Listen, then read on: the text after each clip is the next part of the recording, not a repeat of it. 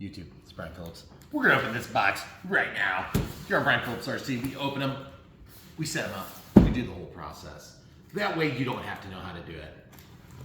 And even if you do know how to do it, you might want to watch me screw something up, because it'll be funny.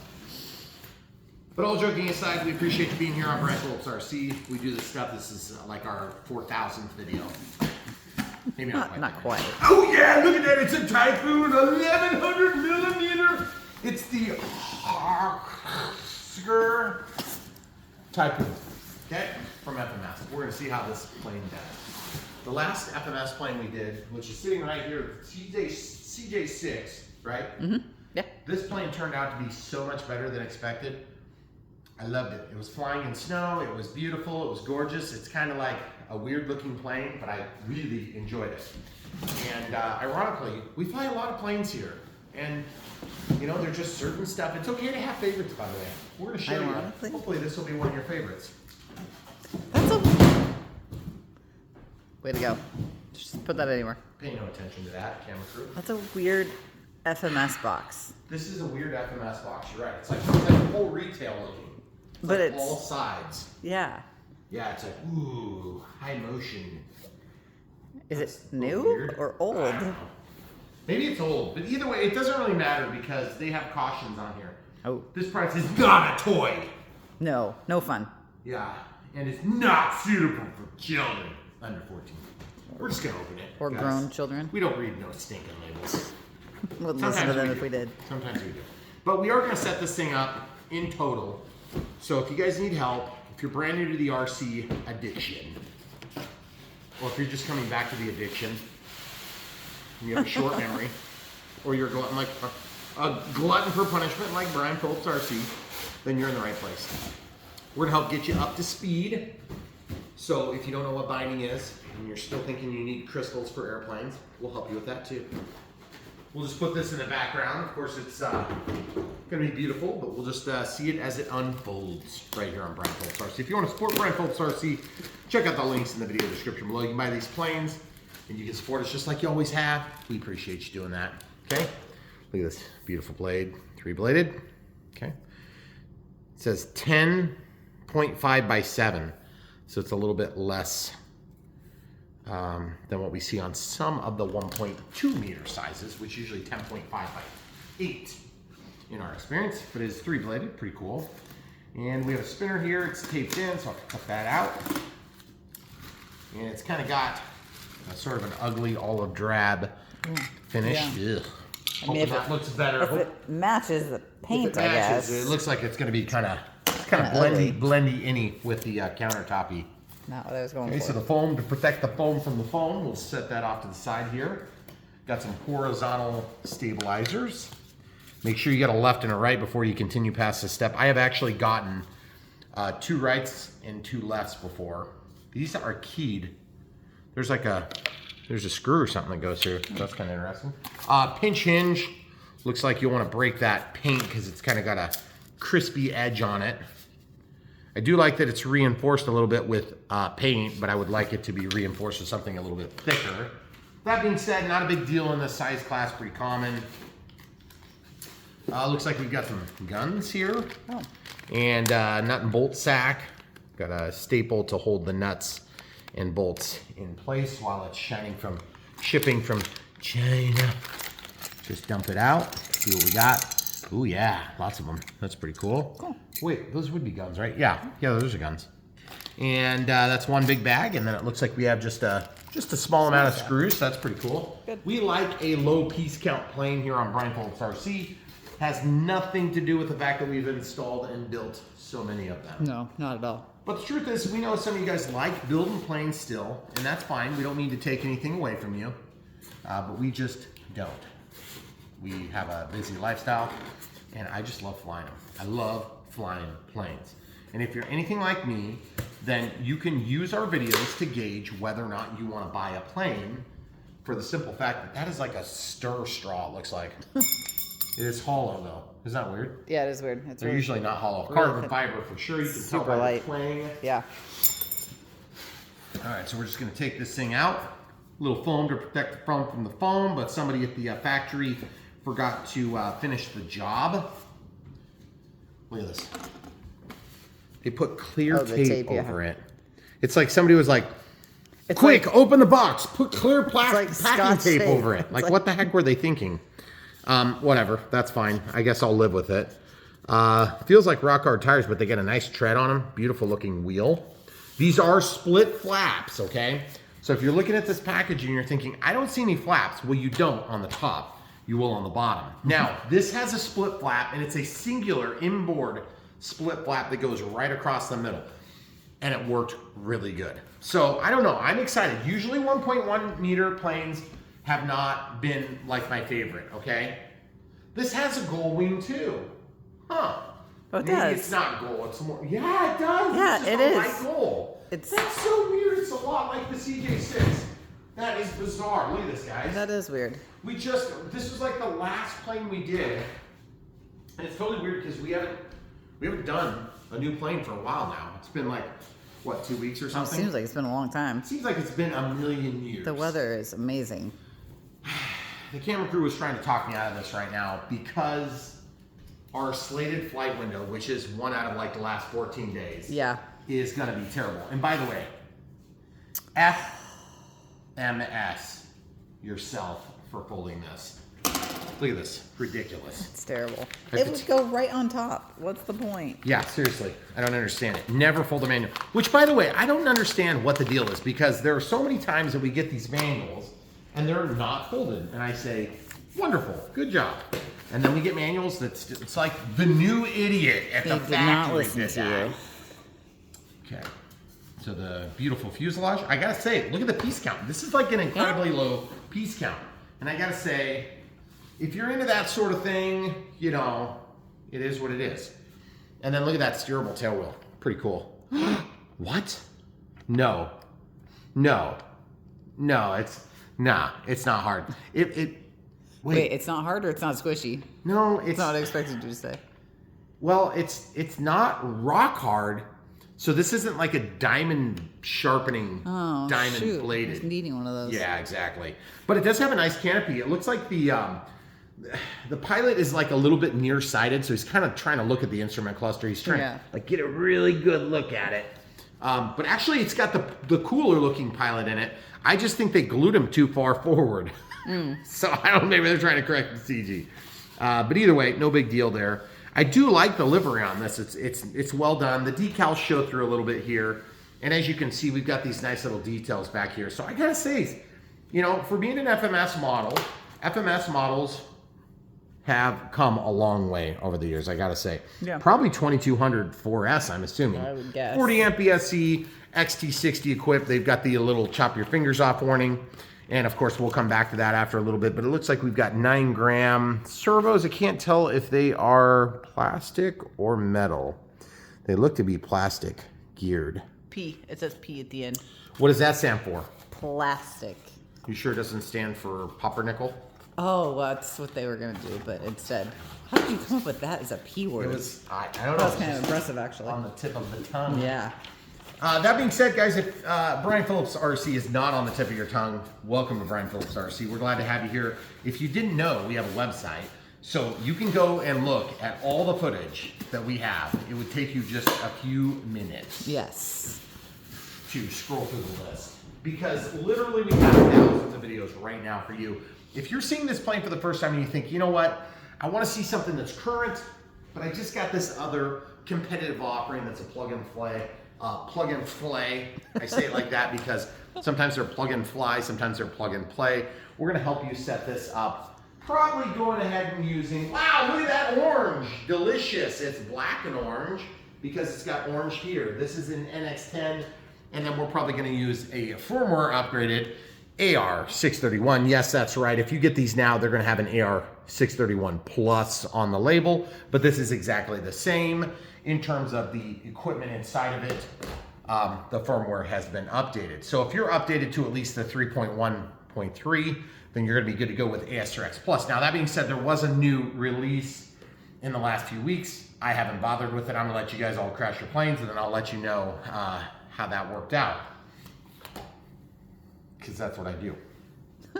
I've been really wait happy until you're forced with the last to do update. something. I have no reason to update. Yep. I'm sort of letting somebody else tell me what went wrong with theirs before I do it.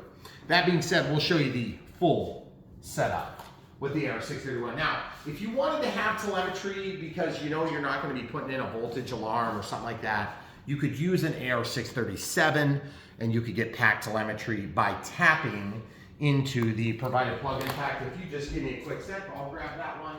If you guys don't know what a 637 looks like, it looks like this. Yes, same thing. I also updated the firmware on there. You can get that in the package. It's flipped upside down, so it's so different, but it'll say plus as well. Okay, exactly the same hardware, different firmware. I've updated mine, so it's just like the new ones. But you've got this fancy dancy little 1S micro PH plug that plugs right there into that port. And then you put that in parallel alongside your battery. And if you don't want stabilizer, you can do a 620. Now also, ours did not come with a reflex. If you want a reflex, we don't usually show them with reflexes if they come in a plug and play finish level, but sometimes they do come with a reflex V3, or maybe you got a real old one, you found it used or something like that, and it's got a reflex V2. The only difference is gonna be the color. For most people, it's gonna be like orange on the older ones, and this one is red. If you're looking for help setting that up, we have done so many that have reflex. You can watch those videos. They're pretty easy to set up, but if you're using a new V3, you're gonna have to go through the full setup process. We don't show that because that's not what I suggest you do. That being said, it does exist in time and space. You can do this if you want. Buy the cheaper AR620, or you can use a 631 with AS3X and Plus, AS3X Plus and Safe if you need auto leveling. That comes equipped on this, okay? If you want to add the feature of telemetry, pack telemetry, you can go here, or you could go as simple as the AR630, 631, or 637T, and you can add an avian ESC, and then your thrust reverser will actually be reliable should you need it. And guys, let's talk about thrust reverser. Quick second. We have come to find out on 40 amp ESCs from Predator of the Predator variety, which also goes by Beetles, or is it Beetle singular?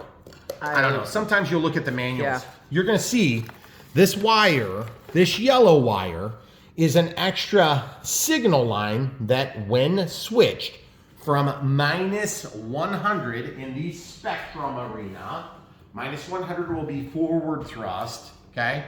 And then +100 will be reverse thrust. Did I say that right? Yes. In general, okay? Test it on your plane before you just trust my words, okay? So what you would do is you would say, but Brian, there's not 3 wires, there's just one. That's because this is the signal for throttle, the white wire, and then that's the red one is the plus, and the black one is the minus, okay? So the red is plus 5 volts or 5.5 volts BEC back to your chosen receiver, and then black is gonna be ground for us for reference on both this signal and that signal. And then this positive is going to be the power that comes back to energize the circuit and thus power all of your equipment that isn't the motor, AKA LEDs, which we don't have, flaps, retracts, rudder servo, elevator servo, and like I said, flaps. There's actually 2 of those servos and 2 aileron servos. So that's the battery eliminator circuit, in case you guys didn't know what that was. We'll be energizing that and breaking it out through the receiver. There's also a breakout box instead of having a bunch of Y cables from the wing. So that does clean things up a little bit, but on the CJ6, we kind of were annoyed with that step because it took a little bit of doing to get the cables deep. Our box fell out. Oh yeah. It came like unglued. Yeah. We don't really care about that. It's not a big deal because it gets trapped in there when you mount the wing. Okay, so look at this. Look at this. You're just starting already with your garbage holder of, screwdrivers? Listen. Oh, you're just doing that. Safety first, folks. Cut it off. That's what they say. Safety first. And what do they say? Use the right tool for the job? No kidding. If I ever went for a vasectomy and he brought this out, I would say no thanks. That is I don't know why Awfully that came to personal. mind, but I'm just saying, Okay. don't use these. We can have a conversation later. Doctors. No. But if you guys need to know how to hook things up or unhook them, you come to Brian Phillips first, because that's what we do. Okay? All right, so getting back to the point, there's 6 servos on this. They are 9-gram servos, which is not uncommon. And there's, oh, look, it came with the actual ESC manual on this one. Oh. That is unusual. That is unusual. The user manual of brushless speed controller. Of all of them, for all time. Yeah. So it does talk about the different programming types. So what I'm going to do is I'm going to hold this in the English setting so that you guys can pause it. Make sure that they can see all the things at one point or another. If you have to pause it. I have to like zoom in. Well, you're not going to have to pause it. I'm talking about them. No, I'm focusing. So guys, if you're ever watching a Brian Phillips RC video and you say, you know, you got so much stuff going on and I can't keep up because you bounce from one detail to the next. Did you get it all? No. You I didn't get the last. Here, put it down this way. If you ever want to see something in true living color and live, all you have to do is click the gear on the lower right-hand corner and you can set the playback speed to slow. So instead of being one time, you can set it as low as 0.25 times, I believe. And then you can set it as fast as 2 times. I know some of you are wishing it was like 5 times. Some of you are wishing it was 0.1 times. Some of us are wishing it was live speeding up. But the point is this. We don't know who you are. We don't know where you came from and what you know. Right. But we're going to try to get you there. Okay? That's what we do on Brian Phillips RC. We leave no RC enthusiast high and dry. Unless we went too fast or too slow. At a factor of For your particular. 2 times or at a factor of what? 0.25 times? So at the end of the day, there's so many different people that know so much about this hobby that still happen to watch our videos, and we're always flattered by that. And so we appreciate you guys being part of this group, okay? All right, we're gonna have to glue these things in, aren't we? So we need China. Probably. What's the first thing I do when I need to glue something? Get a I reach Q-tip for out of my my tube kitchen drawer. of sticky. One of them. That's foam to foam is what you're gonna get if you're ordering your Spectrum stuff from Horizon, okay? FMS China glue is what you're gonna get if you're getting a plain from FMS. Now, I am gonna tell you this. I slightly prefer this. Yes, it does look like it came from a homeless camp, but the truth is, it works slightly better in that both caps have been compromised. Both are aluminized tubes. One of them kind of has safety labels. I tend to ignore those anyway. Come closer, I wanna show them something. You guys see how this is bumped up? This lid doesn't like to go all the way down and seal properly. It's because the glue over time fills into the nozzle, okay? I don't have to pierce this to open it. This I have to pierce to open. I like that feature because then that guarantees that I am the one that screwed it up. If I'm gonna rip holes in something, I wanna rip it in there myself, okay? So that being said, we're gonna build this plane, but I wanna build this plane and I don't have to wait for glue to dry. See this? We've got these things here. There's 4 of them. They obviously have a correct way and an incorrect way. So this is correct and incorrect. See, correct and incorrect. Make sense? Yes, got it. How do you know it's correct, camera crew? I don't know, because that's what you told me. You stick it in the hole and you see if it points out straight. Okay, and you're probably thinking to yourself at home, Brian, there is a correct way. I know there's a correct way. I have to tediously figure it out. Oh, that's how you can tell. Look, see the angle? That's yes. up. Okay, so that means it's up. So this obviously goes over here. Okay, now I gotta say also, if you're thinking about maybe not, oh, yep, it's a perfect fit. If it fits, it fits. If it doesn't fit, it's wrong, okay? Yep, that's upside down. That's right side up. You see how this leading edge goes up higher? That's how you're gonna tell, okay? Nope. Nope. Nope, nope. That's not right. It goes here. No! It goes there, that way. It's because the wing is gold, guys. We already talked about the gold wing. So we normally don't just jump straight into the assembly while we still have 2 tubes of glue in our hands. But we're gonna do that on this one just because the camera crew wants to get this thing over with. She is super excited about this plane build. So excited she wants it over with. Right? Right. Did I cover that? Yep. Accurately? Yes. So if you didn't know this about the camera crew, she is married to me. I know, it's crazy. Yeah. Oh, I mean, And we've been married for many, many moons. Look at those things. They're pointing at each other. I don't like that. That must be wrong. That's got to be wrong. That one's not right. That's wrong. There it is. Please work. No. That's not right. Let's see if we got, oh, that's right. Yep. Got it, guys. Look at that. Okay. All you have to do is guess and check. Now, just so you guys can learn about probability on Brian Phillips RC, because we're doing a lot of educations, okay, on this channel. There's 4, okay, and the probability of getting it right, one would think it's about 1 in 4. I managed to get it wrong like 16 times. Yeah, way to go. So it's like the maximum number of wrongs. 2 wrongs do sometimes make a right, okay? So I'm just splooge a little bit in there and splooge a little bit. You see how I'm just squeeze it off and then just like that. Okay, so you just squeeze one off right in there. Then I take a Q-tip. Everybody has Q-tips in their kitchen, obviously. I mean, if you're a normal person, you would have Q-tips in your kitchen because that's what normal people do, right? Right. Okay, so I'm gonna stick this in the hole. In the hole. Now, normally I would not do that, but I'm gonna do it today. You wanna know why? Why? Because, as they say, happy camera crew, happy life. I don't even know if that's true. I was just thinking about how much these things are going to be in the way for the entire rest of the build. You're welcome. Yeah. I was actually thinking that too as I decided that I was going to glue them first. Start with like the most awkward part. Watch this. Oh yeah. Just spread it around. Slather that stuff. You got to get it stuck it up. Now listen, I want to talk about stickiness. Okay? Listen. China glue is one of the more tacky choices over foam to foam. Okay? Now the best thing you can do is stick it in, give it a twist, stick it in, give them a super close up. I want them to see the strings of stick it in.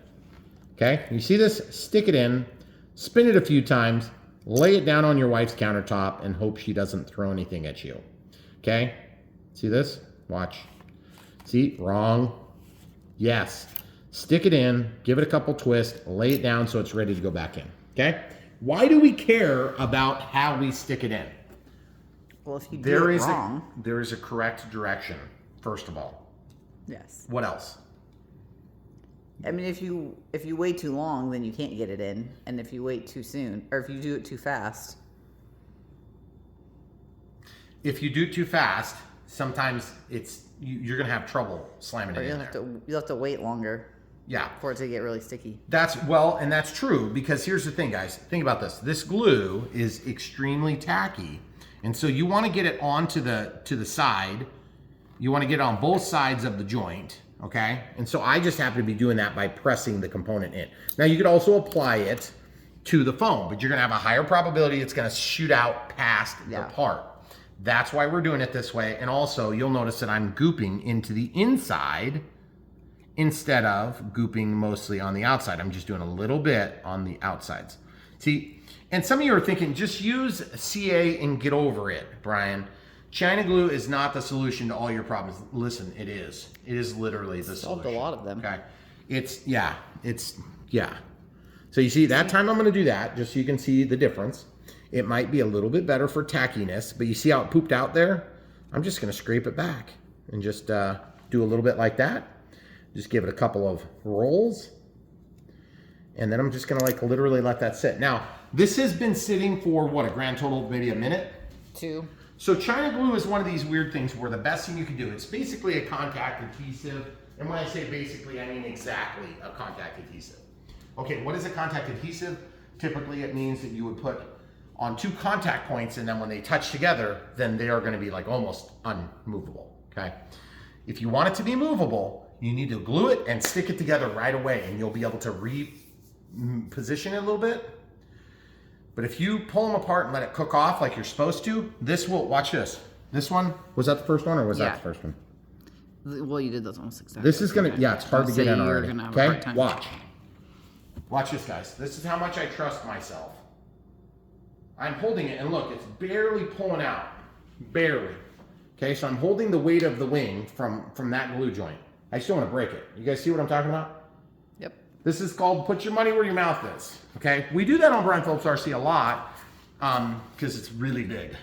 The mouth, not the money. The money it doesn't stick around long enough to get very big. No. It's pretty much gone instantly. Okay, you see? So now that's in there. Now, if you ever wait too long, like you put it on and you're like, oh crap, I came back to it and just realized I had put glue on like 15 minutes ago, you're never gonna slide in there. You'll crush the foam around it. Put a little bit of fresh glue on it, stick it in, and then you should be good to go. But these are both good. You see what I'm talking about? Guys, look how white my fingers are. You see, when you're pulling on something hard, you see that one's not as tacked up. But look how hard I'm pulling on that, guys. Look at that. I can barely get it. So I'm not going to. I'm going to push it back in. That's why you let your glue tack up.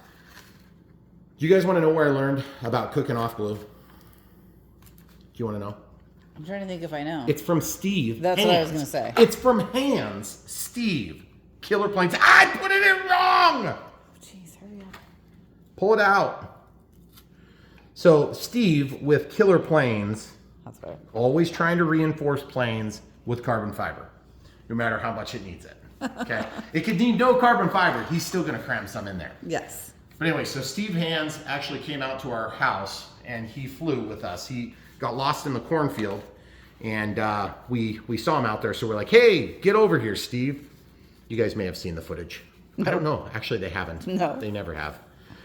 All right, there it is. So they're glued. Now we can set this aside and we'll come back to that because we're going to want to make sure that they don't slide out over the next few minutes, okay? Because that does tend to happen with China glue, and you would be correct in assuming that there's a little bit of a risk that that could happen, okay? So we're just going to continue the build by sticking this black rod through this wing joiner, okay? So I like to do that first. It felt like it went really far in there. Yeah, it did. And ironically, I normally don't do this, but I'm gonna go ahead and slide these together. Yeah, so we should be good. Okay. The reason I'm doing that is because it's just the way that these snapped together was weird to me. Okay, so now it's not want to come apart good, so I'm gonna make sure to support the plastic so that when I pull it doesn't break the foam out and rip it out. Remember guys, all the plastic parts on these models are just used to make a larger contact area for a foam to what would otherwise be another foam piece connection. So it's taking a mechanical strength of that plastic and helping to transfer it to a large, broad piece of foam, okay? And you know we like broads on Brian Phillips RC, right? Or can we say that? Probably not. Sorry, YouTube. You're fired. We can do that on Facebook now. Yeah, because Zuckerberg says we can yeah, now. they're not. We can talk censoring about people. broads on Facebook. So we'll just do Facebook from now on. Okay. Forget about it, YouTube. Every time we start a video, we're going to start with Facebook. It's Brian Phillips RC. I'm just kidding. We're not going to do that. Oh, geez. I feel like we're running into something. Are we running into something? Or is it just together now? Yeah, maybe it is just where it needs to go. You could kind of tell it's got about an even placement there. Mm-hmm. It's just kind of unique because normally I feel like it almost acts like it wants to go just a little bit further. But there again, it's moving nicely. Kind of running into this clevis. Yeah. Clevis. Clevis. Yeah. Okay, so we're moving that. It's working good. Everybody's happy. The rudder's already mounted, so we don't have to worry about that. And you're probably thinking to yourself, well, why don't you mount that right now, Brian, just so you don't accidentally forget? You know, technically you could. And here's why, okay? Technically you could. Because it's already installed on the other end, but here's the catch.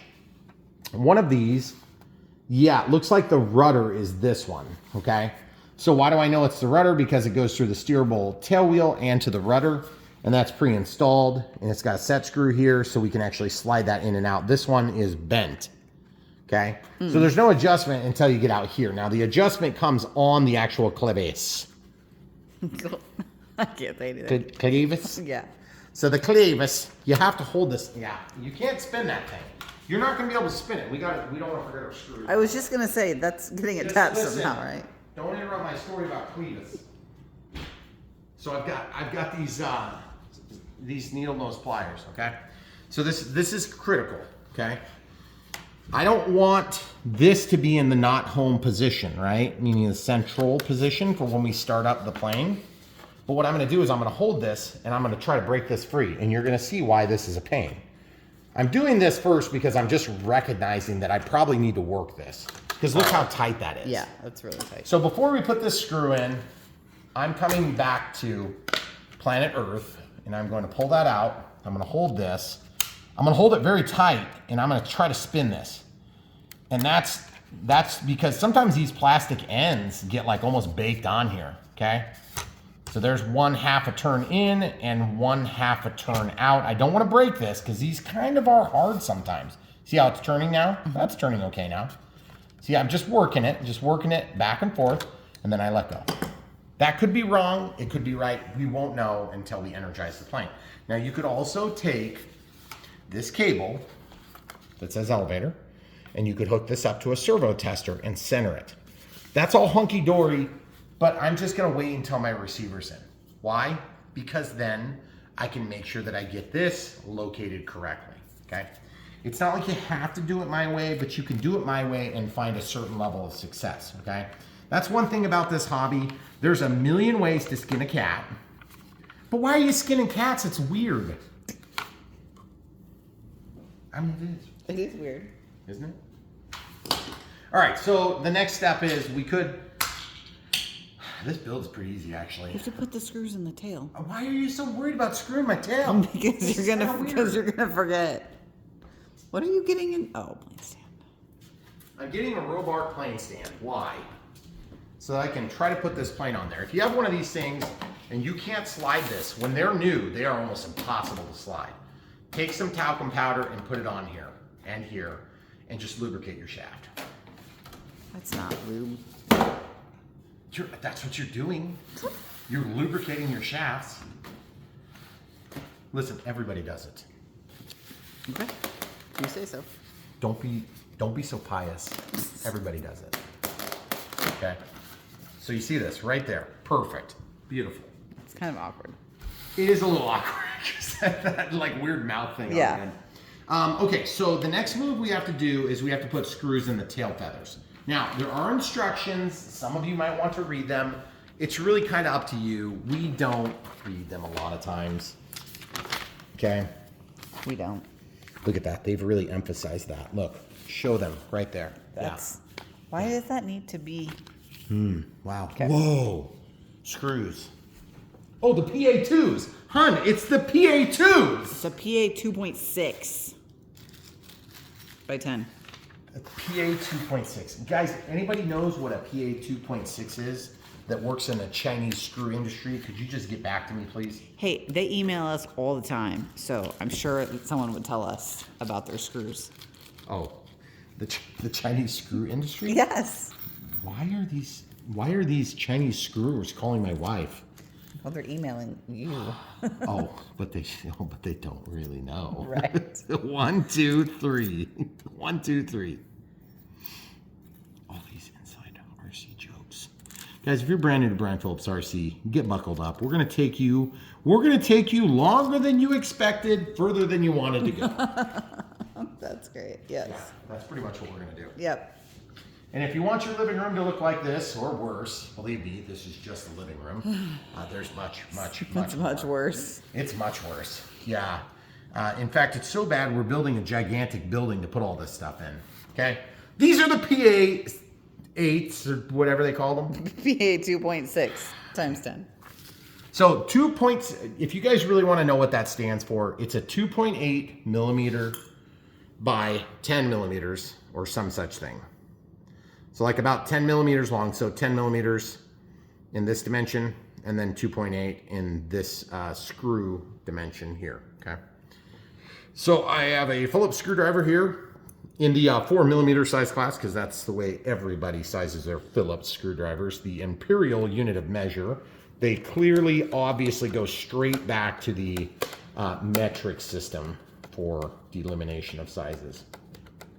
Oh, they don't. That's all they know. No, they don't.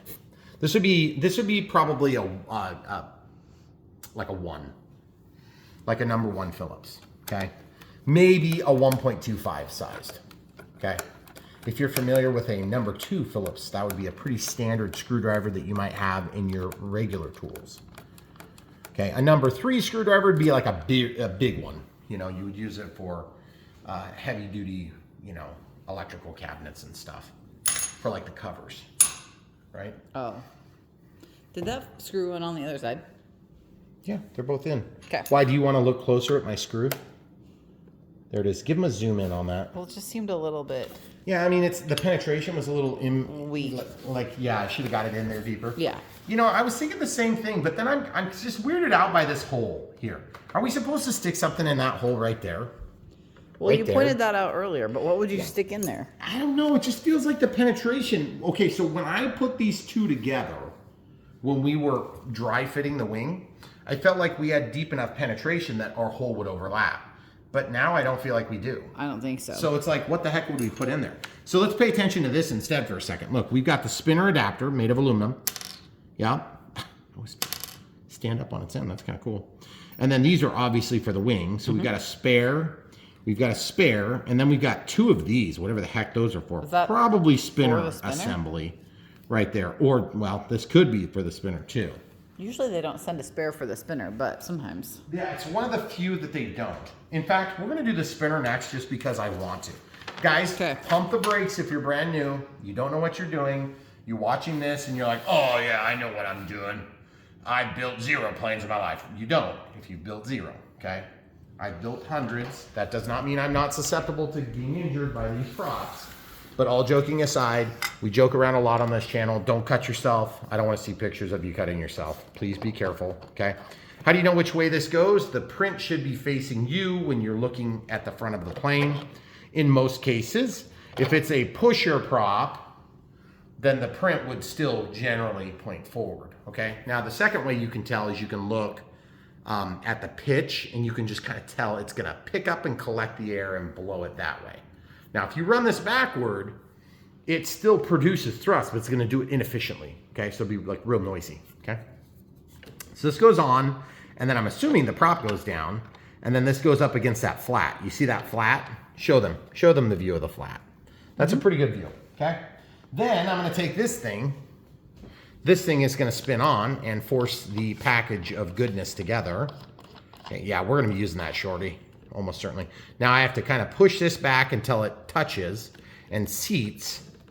Then I'm gonna take my 4mm, it's probably a little bit too big. Yeah, it's too big. Can't cram it in that hole. So I'm gonna go down to a 3mm, see if I can cram that in. Yes, I can, okay? So on that CJ6, okay, so you see what I've just done this. Now I'm holding the prop and spinning, and that's gonna make a purchase between this and the motor mount, which is just literally screwed to the motor, okay? So in terms of serviceability, I like this better than the CJ6. We had this weird assembly on it, and that weird assembly is literally only hand turned. So like, look, I'm holding the prop, I'm unscrewing. That's all the tighter you can do it, unless you happen to have a nut driver that fits right there on that decorative detail, okay? So pretty cool. I like this prop a lot. It's really cool, though. It's a cool looking prop. It's really smooth, really quiet. Unlike the prop on that one over there with that yak, which is, sounds like somebody dying. But it's awesome. Okay, see? Look at that, guys. Wow, that is beautiful. Okay, so now I'm gonna find a screwdriver to turn what is a Phillips black screwdriver, okay? So it's a machine screw. Let's just double check that it fits. I assume this is the one we're gonna need. Now, if in doubt, guys, I said this earlier and I meant it serious law. If you don't know what you're doing at this step, do not put the prop on. We will go through some process in our radio setup where you may get into a situation where you could cut yourself on this prop. Generally speaking, I'll show you how to protect yourself even if you do have a prop installed. Keep in mind, at one point or another, you're gonna have a prop installed when you're handling your plane because you're gonna load a battery every time you get ready to fly. And so you need to kind of come to terms with the fact that there are certain risks in this hobby. And if you're brand new to the hobby and you need a little bit of help, the biggest help you can do for yourself when you're brand new is just wait to put the prop on until you're done. Now, why do we do it? For the sake of the video, because at the end, we have to center of gravity, we have to balance this plane, we have to do all that stuff. We wanna show all of it in a sort of a sensical order. That's beautiful. Looks really nice. Super easy to assemble. Cool. All right, we're almost done. Could you grab my cockpit? Sure. Thanks. There you go. Just gonna stick this right where it belongs. Nice magnetic attachment point, nice release. The only thing I don't like about this plane so far in terms of looks is that they have a little bit of a mar here, kind of like a squishment point here and here, but the paint seems really nice. It's actually holding up good. Which, by the way, I don't know if you guys noticed this, but we don't pull any punches when we see something, we just call it. Does not mean that the plane is bad because there's a little squish on that. A lot of canopies, even very expensive planes, will have a little squishiness going on, okay? Am I making excuses for manufacturers? Heck no, we just make fun of them. Right. Okay, number 2. Okay. Look, pay attention. Look, it's a 2mm. Dun, dun, dun. 2mm X drive. Okay, hand me the wing while I grab my screw. Okay, we're gonna put all our spare screws. So we did end up with a spare of each type of screw on this plane, which is pretty cool. So I don't know if you guys noticed that, but with FMS, many times we're gonna get a singular spare screw for each of the types of screws. Like I said, the exception to that is highly unusual screws like spinner screws. They tend to be long and slender and sometimes a little bit strange, okay? I don't really understand how that constitutes strange or why they don't give you a spare for that, but they don't, okay? Also, let's talk about tightness. That's the second time. This thing has some pretty good reinforcement. It's not, you know, perfect, but the thing is you're not gonna twist this plane like that, okay? Because when you're in the air is never gonna resist like I'm holding that, okay? It might when it hits a tree, if you hit a tree. Let's see how this fits. First of all, we gotta get these wires, guys. We gotta get these wires. Look, see? What are you doing? Right over here. I need to pull those up, okay? But then all these are joined together, okay? And I need to make sure they have a home, so I'm gonna just tuck them. Gosh, why do they have that extra there? Stuff it in the hole, man. Let's do that. That's gonna be fine, I hope. Because at the end of the day, it's gotta go through this thing. So if you can get the camera so they can see what I'm talking about, that'd be super handy. Okay, you guys see what I'm doing? I'm just fighting all these stupid adapters and plugs and stuff, and I'm just gonna kind of squish it into a little ball so it can go into this opening, okay? Now, we're not hooked up on all this stuff yet, but it doesn't matter because I just need it to drop down in there and then I can grab them from the inside, okay? So now that it's dropped down in the hole, I'm gonna go ahead and slide the wing on, and camera crew could come around to the other side so she could see if she was truly trying to see what was going on. That'd be super handy. Okay, so as you can see, now I'm pivoting this into the front and just dropping it down. Now I can't help but feel like I'm pressing extremely hard to get this thing down. I don't like that. This wing is gonna wanna fall off. Look, I'm trying to get this stupid thing to slide in here, but it's like all the wires are bunched up over there. Nope, stay back because I need room. See this? Look, there we go. You guys see what I did there? I pulled this over. That allowed the wires, some of them, to fall into the opening. So I'm gonna very carefully, I'm gonna grab these wires and pull them over and just make sure that they're not getting bunched under the wing. But I don't like that. That is awkward. Okay, you gotta go back. These guns get in the way. Okay, we gotta be able to have this seat down flat, and it's not, okay? So as I lift this, you see the problem? This big bundle of wires here. The bundle of wires is gonna be in the way, okay? So we have to do something about it, and I'm not sure the best way. This is one of those steps where it's just, you know, you do it, and then sometimes you get lucky and other times you don't. I don't feel like that's right. I'm trying to get it to walk in, and it's just did it fall down finally? It's better than it was the first time. Yeah, but it's still cracked because it's all pinched over there. You see what I'm doing? I'm grabbing this and pushing in so that I'm actually pressing the connector in. I'm walking it out of its glue joint. So I'm actually pushing this hard to try to get all that bundle of wires out. And to be honest, the camera crew is gonna do her best to stay back so that I can do this, but also give you a shot.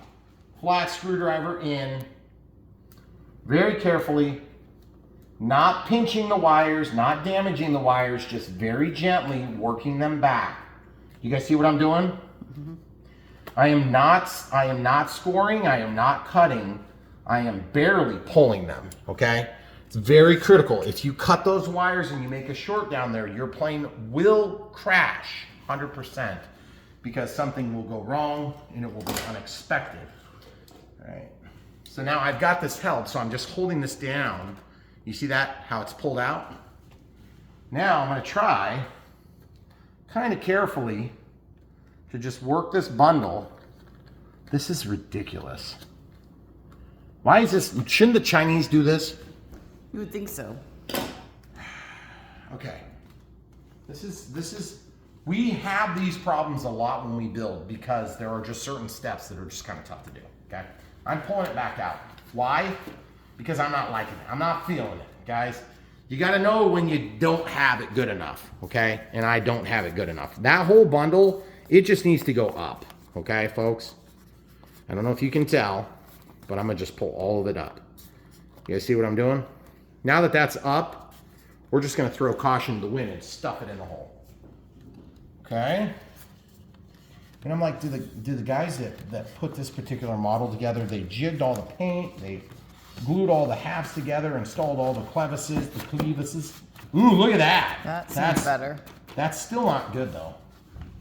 Well, I don't like any resistance dropping that wing in.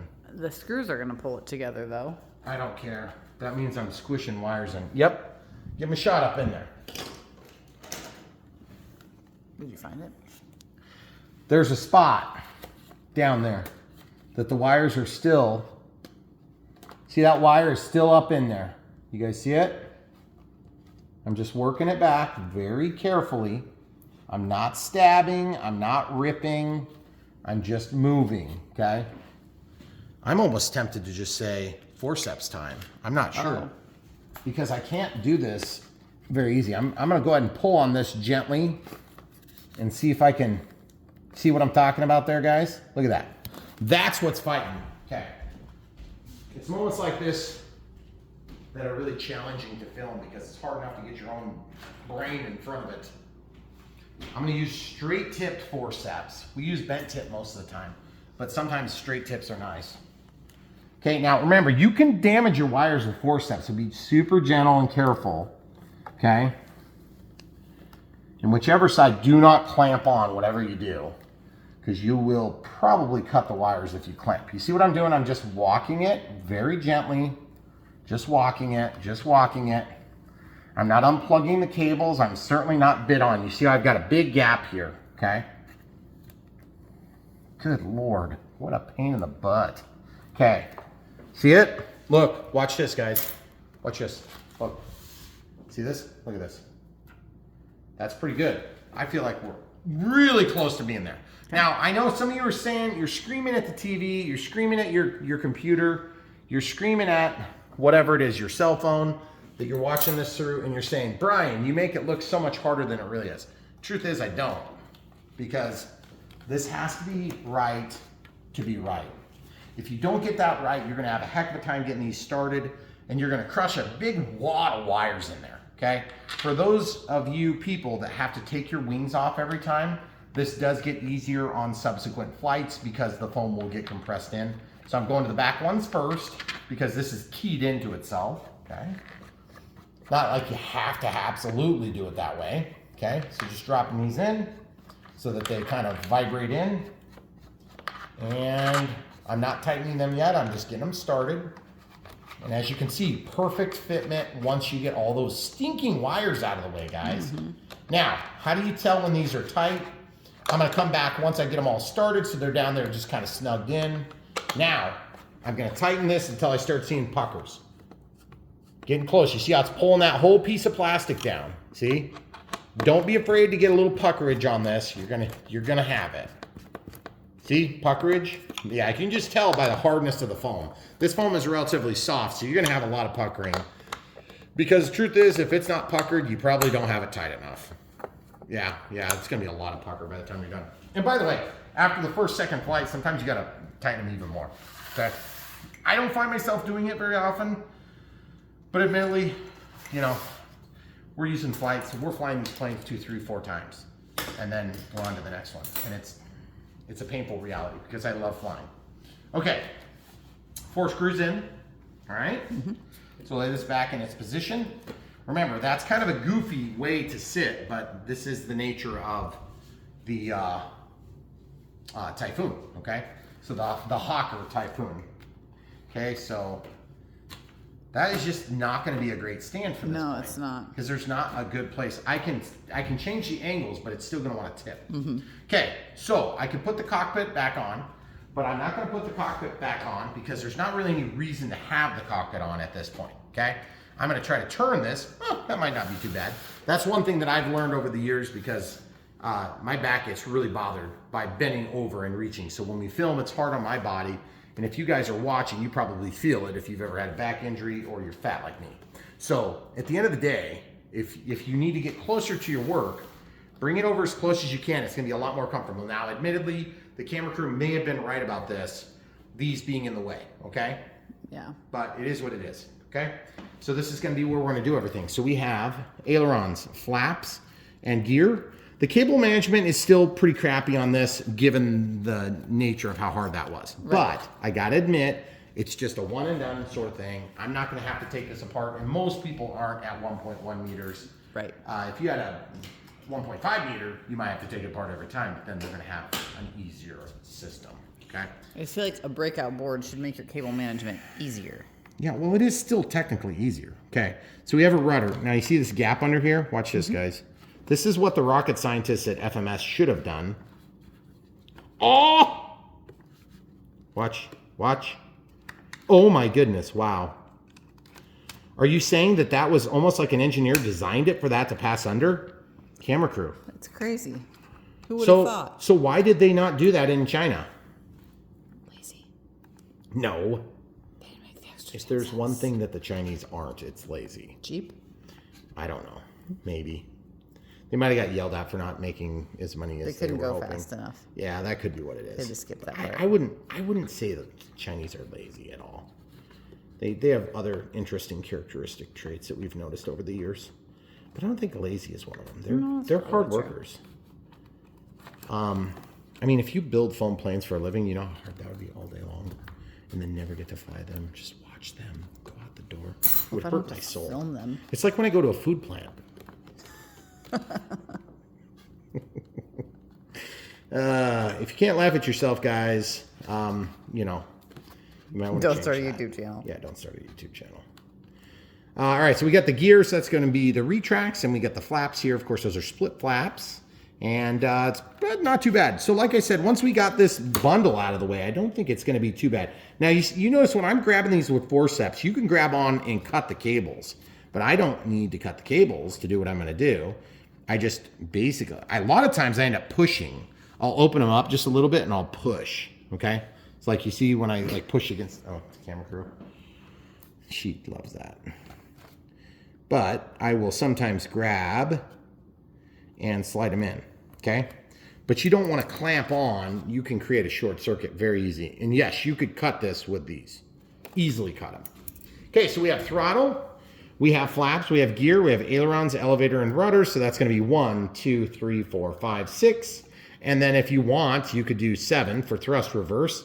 And then you could do additional channels that aren't pluggable for AS3X on and off, or safe on and off, or whatever it is. Or if you want to use a panic switch or those sort of things. We're not going to do a panic switch. We never set up panic switches. Because really, if you're going to panic, just panic into save. We'll show you how to set up save. And if you don't know what safe is sensor assisted flight envelope, also known as auto leveling. So when you let go, the sticks of plane's gonna level itself. It's a really nice feature if you're brand new to the RC, or if you're just coming back, you wanna try to get your new planes to have a little bit longer legs and not get destroyed immediately. Safe is gonna help with that. So will AS3X will also help with that. Some stabilizers don't help as much as others. And that's part of the reason why we don't usually push the reflex as the offering. Sometimes in a ready to fly, it's nice because it's a little bit easier, okay? But that's where it ends usually. AS3X is far superior in our experience, especially AS3X Plus. It's a lot better, okay? Now there's also, and for those of you that think AS3X is expensive because you're using like FR Sky transmitters and stuff like that, I'm not trying to beat anybody up. I understand there's cheaper options out there, but I'm gonna tell you this. There's a lot more expensive than Spectrum too, okay? So, and there's lemon, and then there's orange, and there's all sorts of like intermediary steps. But I'm gonna tell you this, if you want a consistent choice that's gonna give you good, reliable choice, Spectrum is the way to go. Now, that being said, I understand this could be kind of expensive for some people. And so if you want to do something different, that's fine, we get it. We're gonna try to help you. But if you want help, we help predominantly on the Spectrum platform because that's what I know. Why do I know Spectrum and not FR Sky? Camera crew? Because we use Spectrum and not FR Sky. That's And right. that's what you've always That's what I've always used since I started. Now, there's Futaba, there's OpenTX, there's all sorts of great options out there. You're gonna get more help, dollars to donuts, on Spectrum products than you will on other choices. That doesn't mean there isn't help on other products. There are people that help with other stuff, but it just happens to not be me, largely. So if you can get what you need to know from an Unbox build radio setup, maybe you just want to see the build, see how much we struggle, how many screws we have trouble cramming in, things like that. You can see that, and then maybe you can help yourself on the radio part. No big deal. You're not hurting our feelings. We understand that people are going to cherry pick what they need out of our video footage because it is so long, okay? And that's why we're constantly making jokes that prisoners are like half of our audience because of toilet line and things like that. If you've not heard, you'll hear it eventually. Okay, so we'll lay this to the side because the running joke is that the only people that would have enough time to actually watch a full Brian Phillips RC would name their name to Al or they're in prison or both. I don't know how often, let us know. That's a little inside joke. Okay, so the Spectrum AR631. What's different about the AR631 the 630? The external antenna compared to the internal on a 630. Also, the 630 has end pins. Otherwise, they're the same software-wise. They run the same airware, same number of channels. Keep in mind, it's not just the 6 pluggable channels. This also does SRXL2 if you want to do like a PPM sort of communication to like a, you know, whatever flight controller. We don't almost never do that. We almost never do that style of setup. Yeah. But we do usually hook up each of the wires individually. That's one thing that you can do with Reflex that, you know, is kind of nice. You can use a PPM combination through one cable. We just have never gotten it to work because we've never tried. Also, for those of you that are wondering how I'm going to mount this receiver, I'm going to use China glue again.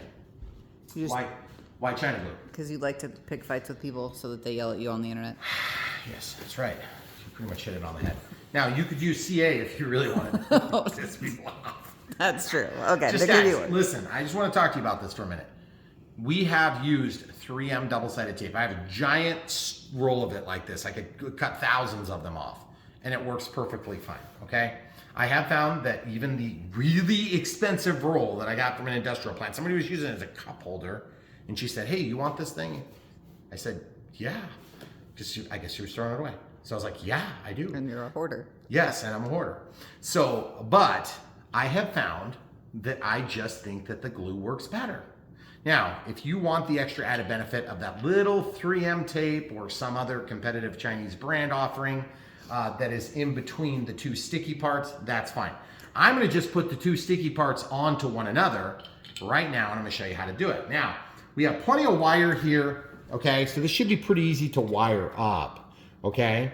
But you can get a lot of cable management out of positioning your receiver right now. Also, I just want to talk about how ridiculous this installation is, because look at all this crap going over the top, and then you got to figure out how the heck to get your battery in and out. Well, how do you do that? You use this tray, booyah, just like that, and then you can stuff it in there, which is really nice. And these are the mid-grade quality. Just make sure that they don't break the strap. Also, if you use too big of a battery, then this strap will get in the way here, and it will actually break off the tabs yonder. You see this right there? Those tabs. Those tabs will break off, and you will have hell to pay for it, because you're going to have a heck of a time getting things to lock in, namely this tray. Okay. So listen, camera crew, you were about to say something, and I interrupted you. That was on purpose, because I wanted to keep the stock going. This is a Predator ESC. It's 40 amp offering. I want this to be as much out of the way, and look what I just did by simply twisting it until the wires go over my right shoulder, please. By simply twisting the wires, eventually they go into a more orderly point. Okay? Is there anything wrong with this being up here? The answer is no, except that it gets in the way of the batteries. okay? Yeah. So what do I want to do to resolve that? There's a million different ways, but we always come back to kitchen-related utensils on Brentfield's RC. If you have Q-tips in your kitchen. These aren't Q-tips. No, but These are everybody has toothpicks. Yeah. So a lot of times what I'll do is I'll take a toothpick, I'll find some foam, and then I will force this in where I need it to be. But I need to see how my cockpit fits in here. Okay, so you see this cockpit has a shallow bite, okay? So I don't even know if I can stick that in there. And we do unfortunately have to test that because this may not fit the way I want to. But you gotta remember, we're just going down there. So like this ESC has a heat sink on this side. So it'd be kind of nice to leave that open to air so it can cool a little bit better. But I'm wondering if the dang thing's just gonna end up going like this. Also, it's a relatively heavy component compared to other components in this airplane, and we're probably gonna need it up here, I'm guessing, to make CG because the battery is intended to be way up front, okay? So I wanna see how bad this is sliding in. This is also gonna help us make a decision about exactly where we want to put our receiver, okay? Because obviously you don't wanna put the receiver where you gotta have the ESC, okay? So that fits. So the problem is, look where this is. This big bulky part is going right here, okay? Right here. So what that means for me is there's a couple of different things that means. I want it to be here. Why do I want it here? Because I feel like that gives me the ability to relax my cables so that everything is out of the way, right like that. And that's what I'm doing, okay? So you see I've gone into the foam in this nasty angle, and you see how I started it and I didn't finish it. And you wanna know why? Because I need to get some forceps. Forceps are gonna allow me to reach in there and push that the rest of the way until I'm totally comfortable. I'm getting my bent tip forceps. Bent tip forceps, look. Bent tip, okay? We have links to all this stuff on brianphillipsrc.com at the supplies tab. You can also just look at bprc.me if you don't want to try to figure out how to spell my name, which is quite easy. It's B-R-I-A-N, Phillips, P-H-I-L-L-I-P-S. It's also spelled on the channel like all over the place. So if you accidentally spell my name with a Y, I'll forgive you, but at the same time, it's not spelled with a Y to get the website, okay? Right. Just to clarify for anybody who's confused, okay? That does happen. I get it. Some people know Brian's that are spelled with a Y, okay? All right, so here it is. So I'm gonna try, actually, I think if I drop it down, we could just like put the receiver there. Are you gonna get the tray in though? That way? The battery tray? Yeah, because the tray goes in that way. So I'm just thinking what I'm gonna do is I'm gonna just go ahead and, well, that's a good point, camera crew. I am not 100% certain. 100% certainty is for other things in life. Definitely not this, okay? I don't know if I can put it up like this. I am gonna put this right here, okay? So I wanna slide this in, so I'm gonna grab onto it. Now I'm gonna clamp onto it. And I'm gonna hold this right where I want it, tight. And I'm gonna press that into the foam at an angle, then I'm gonna flatten it out, okay? See how that holds in? Okay, now check this out, check this out. See this, look, I went way by. Now watch this, I'm gonna bend it back.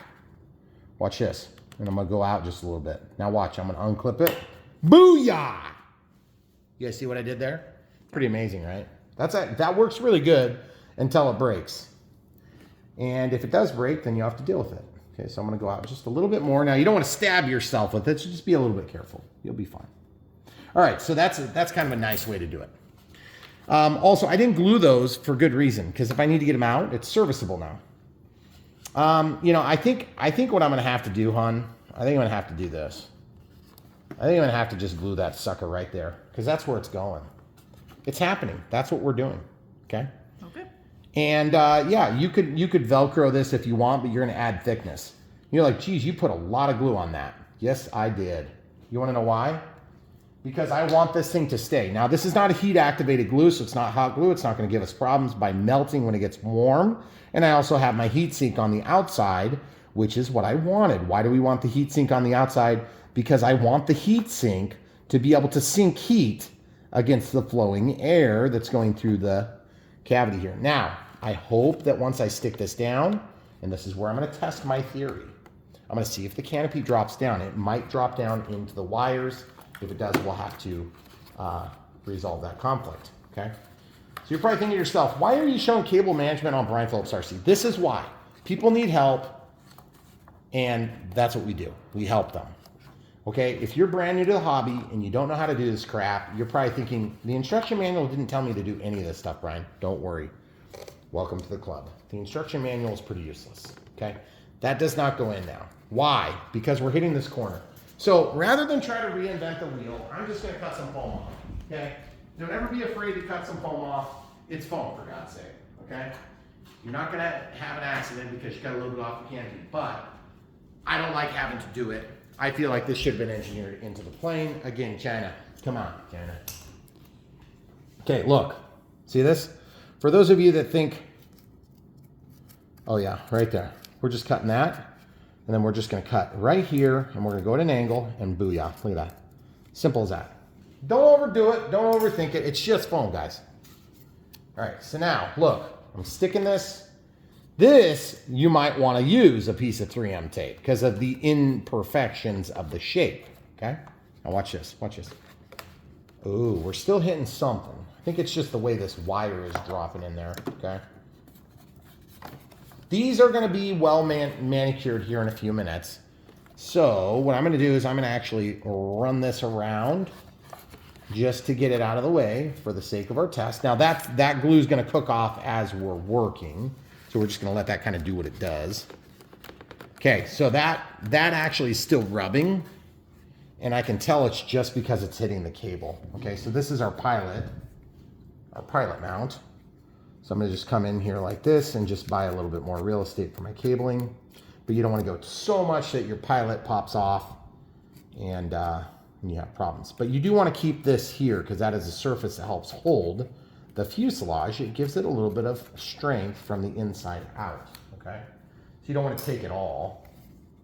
Just want to take part of it. You see we still got that big flat there, okay?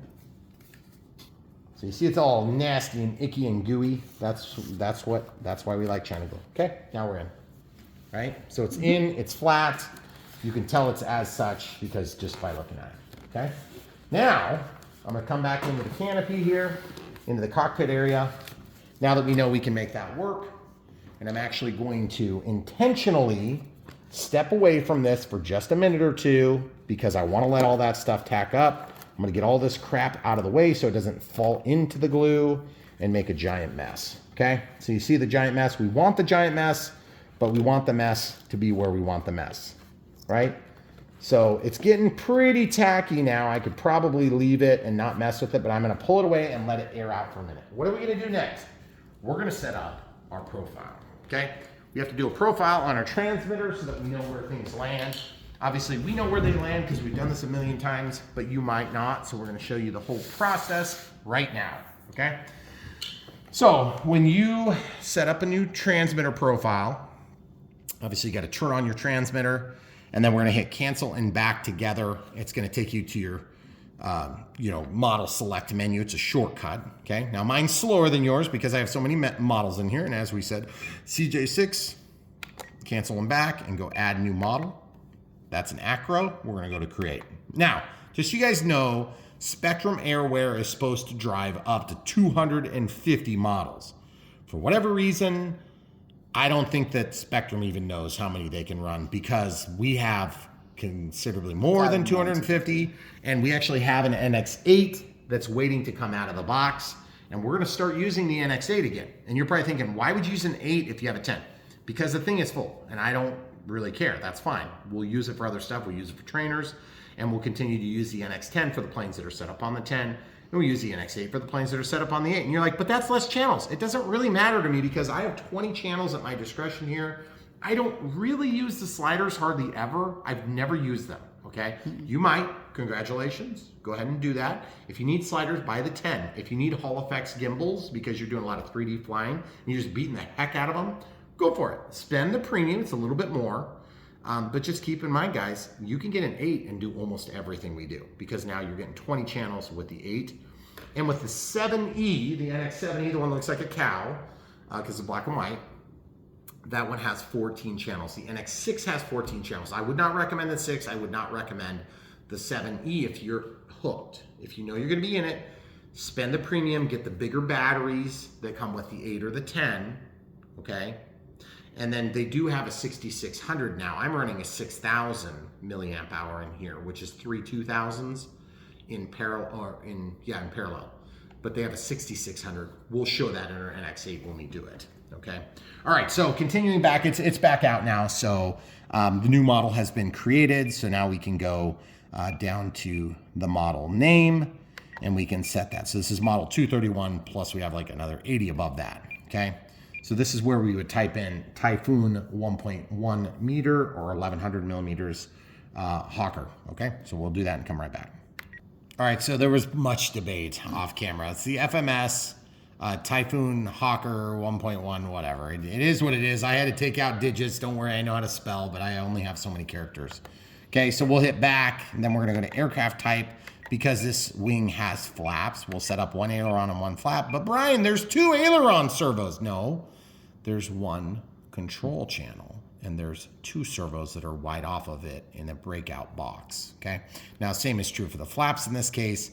That would be the only time when you would actually set up something like this, is if you installed the flap servos and you needed one to run one way and run to run the other, because they were opposite mounted, okay? Which you'll get that if you ever build one. You can also use what's called a servo signal reverser, and you can use a Y cable and then just use up one channel. It will flip the direction of travel in the second servo, okay? Symmetry on a wing is not that big a deal. Just mount the servos the same position so that the output is the same, and then use one channel. Don't waste the channel, it's not necessary in most cases, unless of course you're doing a complex wing type and you want to have some fancy dance like that, which we'll talk about in certain times. Okay, so let's find a picture that closely represents the plane. The F4U is probably the closest. Well, I don't know. I'm torn. Which one? I mean, that's the FW1 Yeah, 109. Okay, so then F mode setup. Highlight, we'll use switch D. I don't know if you guys noticed this. I don't talk about it much, but if you want to set a switch, exercise the switch after highlighting, okay? And then if you want to shut it off, you hit cancel, and it'll go back to inhibit, okay? See that? Or you can scroll it in. So in my case, I want it to be switch D, okay? So then I'm going to go down to spoken flight mode, and we're going to set the 3 different displayable values, and we're going to set the appropriate audio event. Now, if you're on the NX70 and you're following along, it's almost exactly the same setup, but you're not going to have the speak part, okay? So why do we do this? Because it's helpful, and when you hand the transmitter to somebody else, they'll know what the heck's going on. So you'll notice I hit cancel, cancel. It clears the information, and now I'm going to scroll in AS3X, which stands for Artificial 3-Axis Stabilization. AS, so obviously it stands for Artificial 3-Axis Stabilization. Hilarious. My brain can't do that tonight. AS3X. So it's out of order, guys. I don't know if you picked up on that, but I don't make the rules. I just break them. I just follow them. AS3X. Okay. Now the F mode is way up here, and you go way down to here. So we'll scroll off camera. Okay. So AS3X mode, as you can see, is way down here. So click that. Now you can test it. Now, every time you flip the switch, there'll be an audio event that is tied to it from this flight mode menu. Okay, so now we're gonna have this one set to off. We almost never use off, but it's nice. A lot of you guys have friends that are at your flying field that want to fly without stabilizers. Congratulations, now you can do that because we're gonna set it so that you don't have to wonder if the off is the setting you're in. So when you're like, if I had $1 for every time I heard somebody say, where's the stabilizer? Where's the AS3X? Then I would have millions of dollars. $10. Okay, now we're going to set this to safe. So highlight the first, cancel, cancel, and we're going to scroll in sensor assisted flight envelope. Okay, and so what that means is auto leveling, but that also adds in AS3X. Now, technically with forward programming, which we'll do a little bit later, you can leave out AS3X, which would be ridiculous, and you could just do auto leveling, but that would be so goofy. I would never, ever, ever do that. but they're safe. Look, safe mode. Now remember guys, that is not setting up safe. These are simply audio and visual markers. It's a label for a switch condition, okay? We still have to assign the switch condition, which we're gonna show you through the order, the natural order of things, okay? All right, so channel assign, we're gonna go in here, we're gonna set flaps are gonna be eventually B, but I wanna unassociate them from channel 7. I don't mind having rotary knob on 8, okay? Rotary knob, not right knob. Sometimes I call it right knob on accident because it's R-N-O, or K-N-B. Okay, so that's gonna be for retracts. 6 is already reserved for flaps, okay? So we will use that shortly. And then what else do we need to do? I'm gonna shut off these so that they're not beeping constantly while we're flying. And then this will end up being our master gain here. But then what we can do is any of these channels we can use for our AS3X safe or whatever, okay? So like we're not plugging into channel 7, so we could use that. So if you're using a 7E, I'll use this.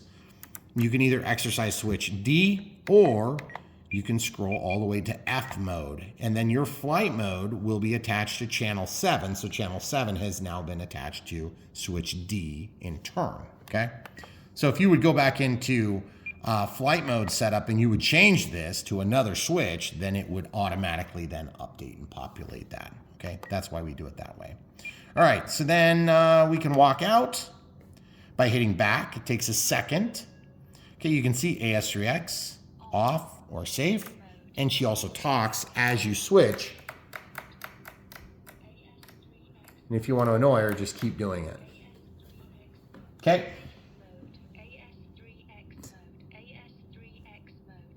Okay, so she's done now. So we can click and we can go to throttle cut, the first most important setup. Switch H. Don't know why that's not on by default. Right there, you see how it says minus 100. When I move the sticks, it moves not, okay? Right? Oh, now the other thing too is if you choose to use one of the channels for thrust reverse, I typically set it up on my G switch here. Some people like to use the panic switch to just give a burst of throttle. Pilot fatigue doesn't work on these 40 amp ESCs reliably. They work on the bigger ESCs like on the Super Scorpion and the Avanti 90. They work flawlessly. We've never had a problem on those ones, okay? But it's something about the EDF and the spin rate and the speed and the power to weight ratio. But that little new F-18, we tried everything we could come up with. We could not get it to work reliably. And yes, I did end up overshooting the runway on my maiden flight. Okay, so if you want to see more about that F-18 64 without rudders, you can learn all about it from our video. All right, so continuing back into throttle cut, we just got that done. We're gonna scroll down, flap system, we'll make the attachment to switch B. We're not gonna set them yet because we want them to not be damaged and overdriven into themselves because they're split flaps. We gotta be a little bit careful about that. I'm gonna set the speed to 2 seconds, so that means whatever the switch conditional change is, it is 2 seconds for the rate of minus 100 to plus 100 or plus 100 to minus 100 or whatever direction is, okay? And we don't want any elevator tie just quite yet, but just keep in mind inboard split flaps operate the same as inboard regular flaps in terms of elevator correction. However, if they were outboard split or flaperons, then you would need to run the elevator opposite. So when you deploy flaps on an inboard, meaning they're close to your body of your plane, when you deploy flaps down, okay, so they're going down like this, that's gonna tend to make the plane balloon if all other conditions stay the same. Okay, so the same throttle input, the same elevator input, neutral controls. When you deploy flaps, it's going to make the plane balloon. You can change that and correct it by giving a down elevator correction, which helps to resist. It also increases drag a little bit too, which is nice because the relative angle of attack can be flown like this. So that's a lot of times why people use flaps in full-scale aircraft, because as you turn the flaps down or you run them down, you can pivot the airplane, point down at the ground and fly to your destination, AKA the runway, without picking up as much speed because you induce more drag. You also change the drag coefficient, okay? You make the wing cord appear to be thicker because you go like broadside, you do a lot of things all at the same time. But what is the net impact to you as a pilot? You tend to slow the plane down and you reduce the stall speed, meaning the plane will stop flying while still moving at a slower speed. That does not mean that you can fly slower. It's just the way that you say it, okay? Because this plane will fly as fast as it flies, right? You can have all sorts of conditional environmental changes like wind and updrafts and thermals and wind shear and things like that that come into play. We don't need to worry about all that. The generic rule of thumb is flap slow your plane down. By the way, I forgot to stick this back to the wall. You guys see this here? We're gonna come back to our setup here in just a quick second, but let's stick that. Watch this. That ain't coming off now. That's probably gonna be hard to get off now. Okay, and I'm happy with where it is. That's where I want it. Okay, so now coming back to the setup, I just want to do some more visuals. So with the elevator correction, we're not going to set it yet. Why?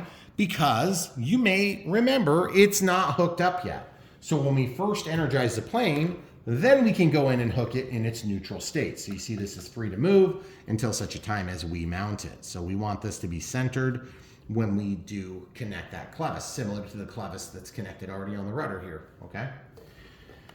Don't leave anything to chance, guys. If you don't know it's right, remember, it's your responsibility. It's not FMS's responsibility. It's not Horizon's. It's not Motion RC's. It's ours as pilots. I'm not saying that we need to take the responsibility for things that were broken or crappy designs and stupid ESCs that fail and servos that break and things like that. But I am saying this, it's our responsibility to set these planes up right.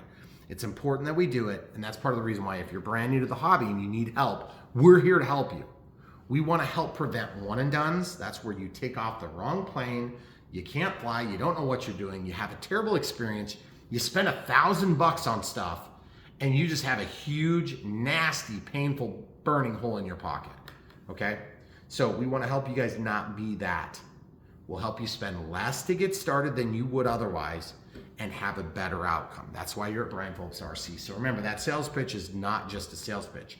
Although it is, because at the end of the day, if you buy these planes from the links in the video description below, you help support our family by funding this channel.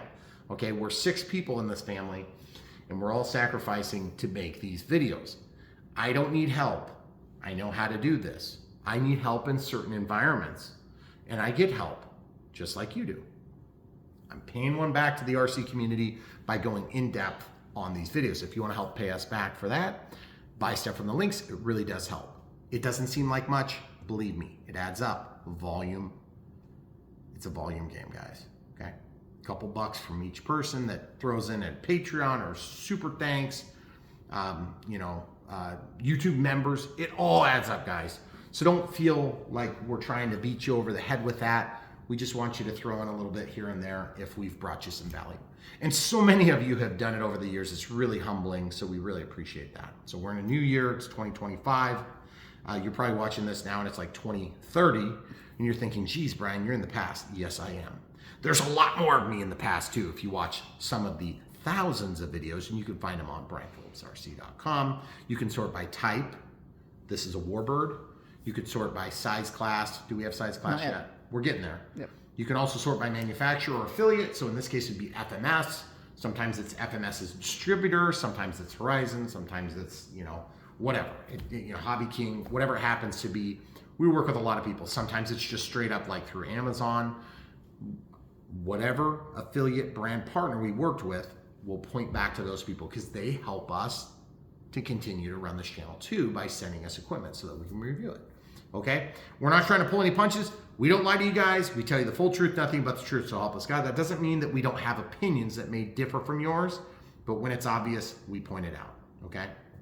I mean, sometimes planes suck, or they're not as good as we want them to be. Okay? All right, getting back to the point. So the flap system set, mixing we're not going to mess with on this because there's not really anything to mix yet.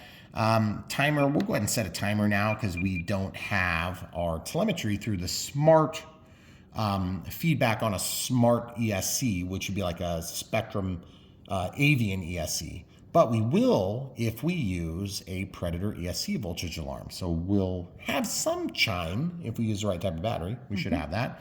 So maybe use like a China Hobby line because we've got a balance lead. All right, so the time, I'm gonna set it to 5 minutes. That's probably a little bit premature. Anything over 25% is gonna start it now that that's active. I'm gonna go to next. At 5 minutes, I want to have a voice call out at 1 minute out.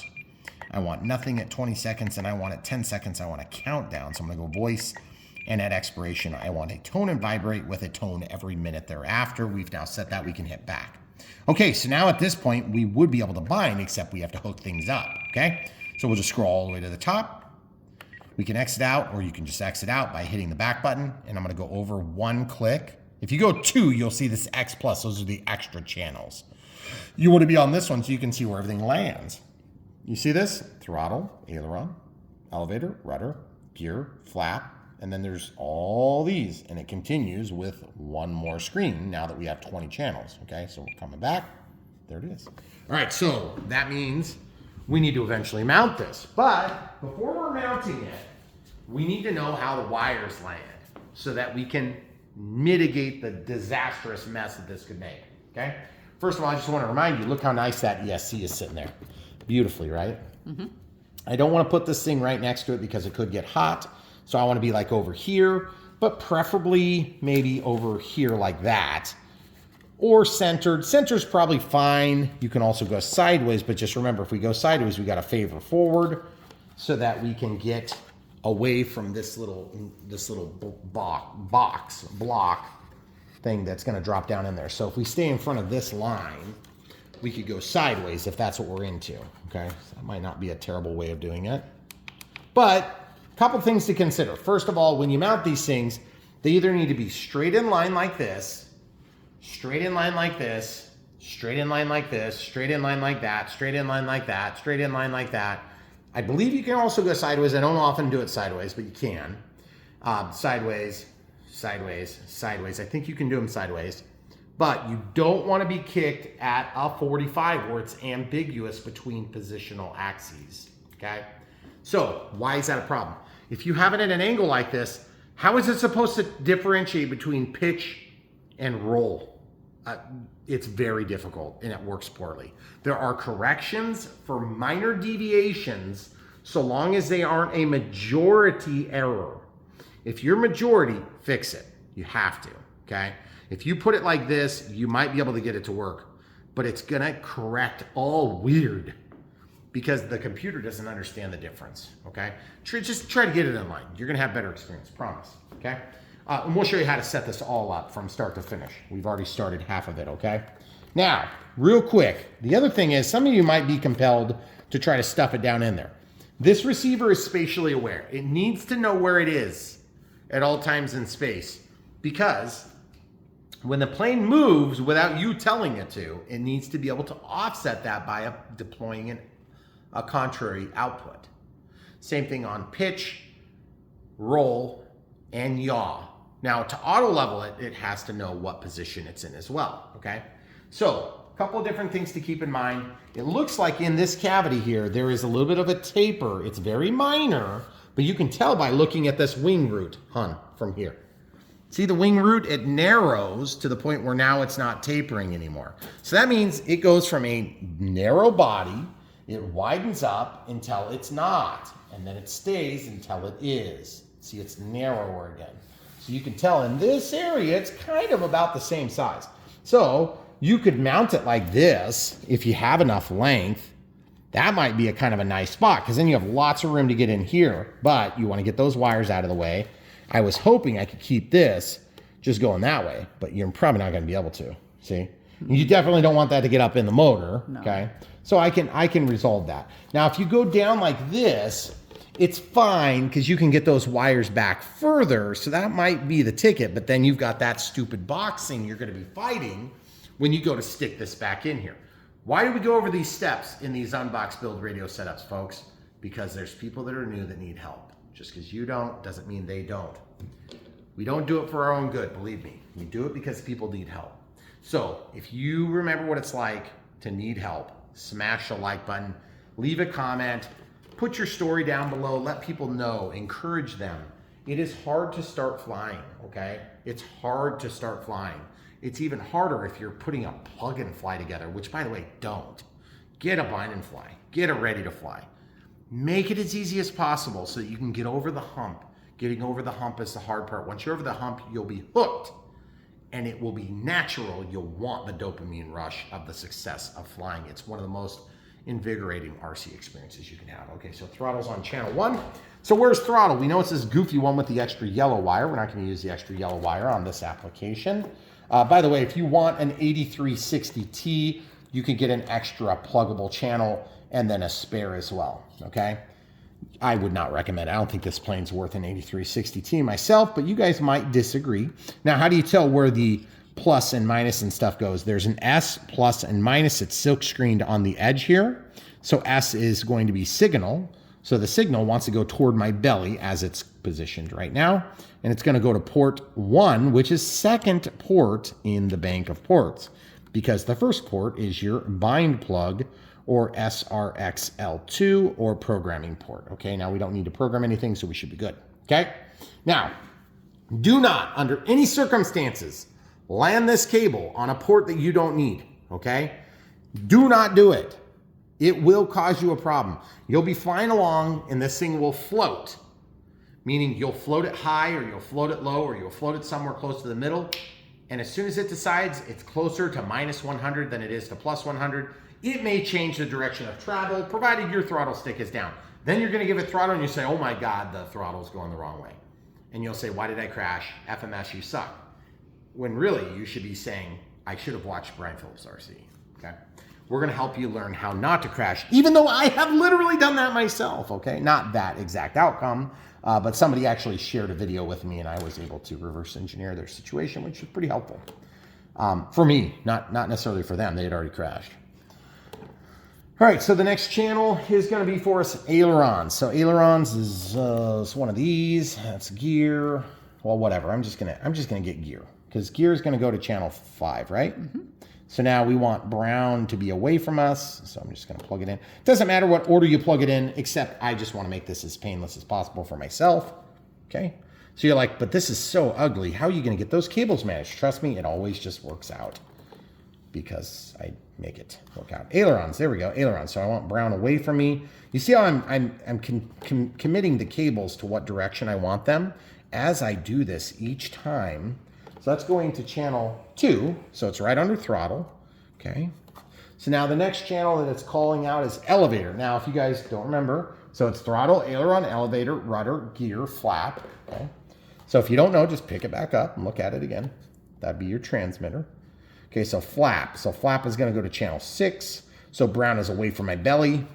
Sometimes these things are kind of hard to see. People get confused sometimes when they're watching this step. If you're confused, click the gear icon in the lower left or lower right-hand corner and slow down the playback, and I'll sound like I was drinking.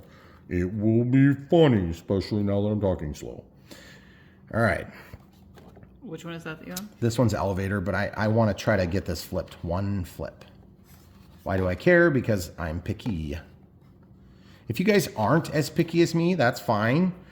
There's no love lost. We just want to make sure you guys understand that I have a certain minimum tolerance for the way things are going to look when I'm done. And some people don't share that. Some people want to be way nicer. Okay, so rudder. I feel like I'm probably fairly on the OCD side of things. Okay, brown is going away from me. What do you think, camera crew? Are you on the OCD side of things? Well, no, Yes. I mean, there's other people that are way more. There's OCD. people that are way pickier than Okay, you, so orange goes toward me on each and every one of them. This one's kind of tempting fate. I want to verify. Yep, rudder is orange going up. Okay, so now you're probably thinking to yourself, but Brian, how are you going to get this gigantic extra lead now cleaned up? Because you've managed to glue it in there with that giant China slob. Well, here's the thing. I can take this, and believe it or not, watch this, guys. I'm not going to land this, so I'm just going to leave that right where it is. And there's two ways you can do this, okay? Some of you are going to have a conniption fit over eddy currents.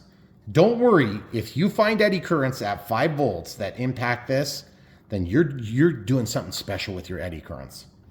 If you guys don't know what eddy currents are, like my wife, eddy currents are currents that are induced by the flow of electrons. The direction that the electron flows are happening, you can put your fingers like this, and it shows the induction direction, okay? Yes, I know things. So you see this? Look. Eddy currents are typically induced. The higher the voltage, the higher the eddy currents. The higher the load is a better way of putting it, because you could have a lot of voltage and no potential, and you would have very low eddy currents, okay? You would have them still, but you have to have a flow of electrons, aka current and voltage, both, okay? See that? That's just tied in there, so it's out of the way. Now look at that nice little bundle. Now I'm just gonna go one more bundle. Look at this, guys. Looks like it was designed in China, sent to me, and done all nice for me. Except it wasn't. I did all that crap. And you did too. And if you did that, give yourself a pat on the back. Hey, look at that. It even put itself out so I can put some goop on the back of it. If you guys are finding any of this content helpful, don't forget to smash the like button at any time. You can do it now. You can do it at the end, just in case I piss you off with something else I say. You can always unlike it later. But usually I tell people, if you really liked the video enough to watch it, smash that like button, folks. There's like 7 of you that will watch this whole video. Mm-hmm.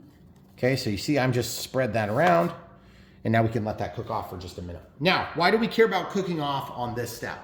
Just like every other step, we want it to stick in place, because especially in this case, we don't want it flopping around, okay?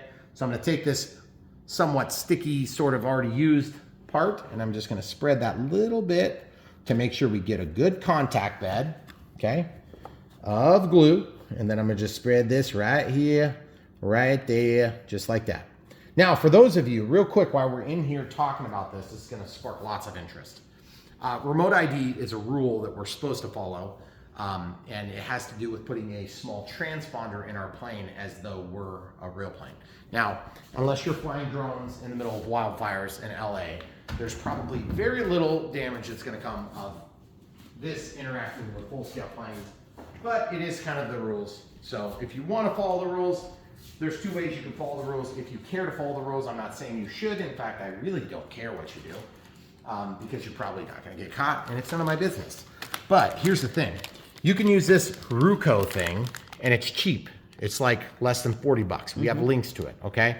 Or you can get a Sky module, and this will add features to your existing receiver. You can power it from the receiver. You can power it from a little 2S pack like this. This one's actually a little bit, it's a Lifey receiver battery, okay? You can power it a bunch of different ways, and it operates on different voltage ranges, okay? We have a whole video about that where you can go and argue about your political beliefs, even though we probably agree with you, okay? Yes. The reason I show you those 2 things is that you can stick that in that plane, you can energize it, and all the Karens, you can just wave them the magic wand as you walk by and just say, hey, we just want to let you know we're fully compliant. Now, if you're flying in a FRIA, then you don't need that for recreation. It's not a big deal. Nobody's probably going to come knock the door down to get you for this anyway. But at the end of the day, we want to be full disclosure, truthfully honest with you. Now, you do have to register that with the FAA, and yes, that is correct. You heard me right, the federal government of the United States of America, because they know how to run your life. But this is not a toy. This is not a toy. That's from China. Yeah, if knows. China thinks it's not a toy, China knows. It's definitely not a toy. Yeah, definitely not a toy. Definitely not. So at the end of the day, just remember, guys, if in doubt, if you're not sure, you know what you're doing, just ask the government for help. They'll let you know how to start wildfires. They always know what to do. They'll let you know how to fill your reservoirs. Okay, get back to the point. All right, guys. So, if you any more political discourse, just let me know in the comments. All right. So this is sticky, but it's not sticky enough yet. Okay, we got a little bit more to go. Now let's talk about. Oh, I missed one wedge. We got to save this forever. So what we're going to do next, while we're waiting for the glue to tack up, is we are going to look in this manual. The camera crew is going to help us find where the center of gravity markings are and what type of battery we need to have prepared for flying this beautiful creature. 2200 4S, right? Actually, it doesn't say in the front. You might have to look at the box while I'm finding the CG. Are you seriously? Seriously, unless I missed it. I bet you missed it. I might have. It hasn't happened. All right, guys. We just got a bunch of shiny stuff. Experience is required prior to handling this product. Is it over there? Experience is required prior to handling. Oh. Wow. We should, yeah. So if you're brand new to the hobby, Then you don't have prior be experience. careful. Why does this not say what it uses?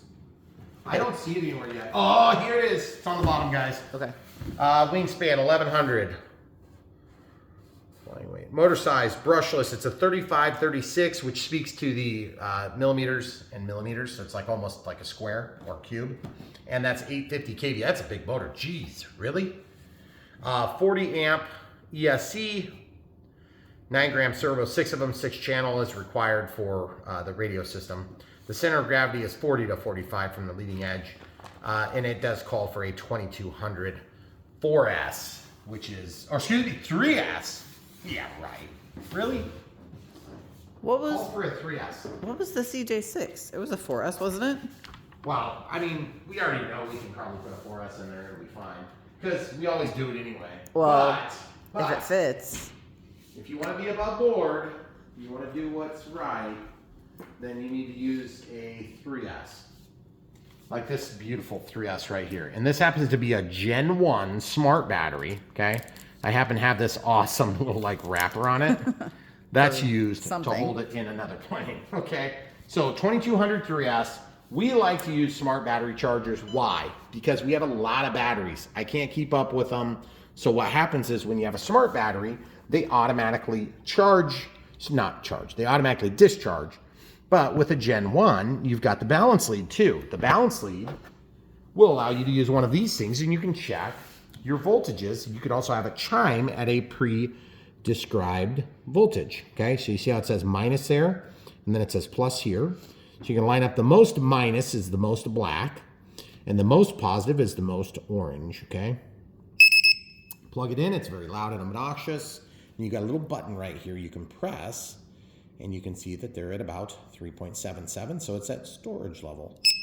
You can set the alarm to wherever you want it to alarm. I usually alarm at 3.3 volts.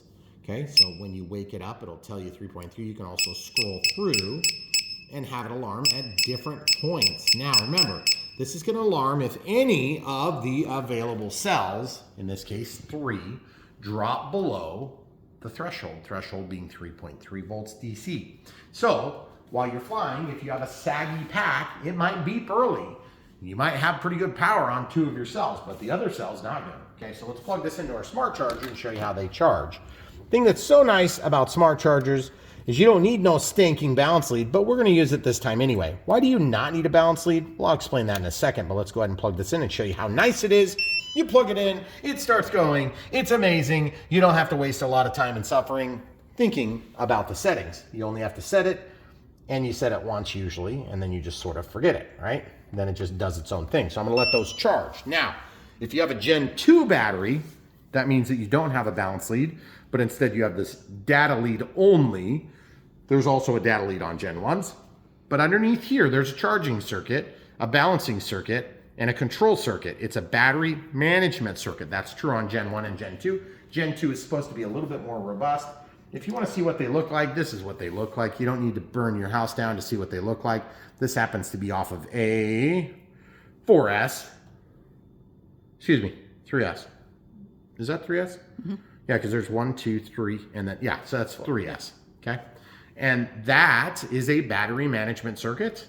It also keeps track of the serial number, the charge cycles, all that stuff, so that when you use your batteries, you can keep track of and be safe when you're using them. You don't need an S2200 to charge these. That's 200 watts on 2 channels. This is an S1200. They also make an S1400.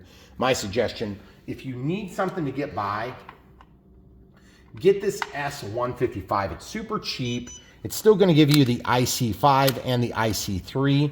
This is an IC3. You can still automatically charge. You can still go in and set up your settings without having to purchase separately, but I would still recommend you purchase separately an XBC battery checker or an XBC 100 smart checker rather in this case.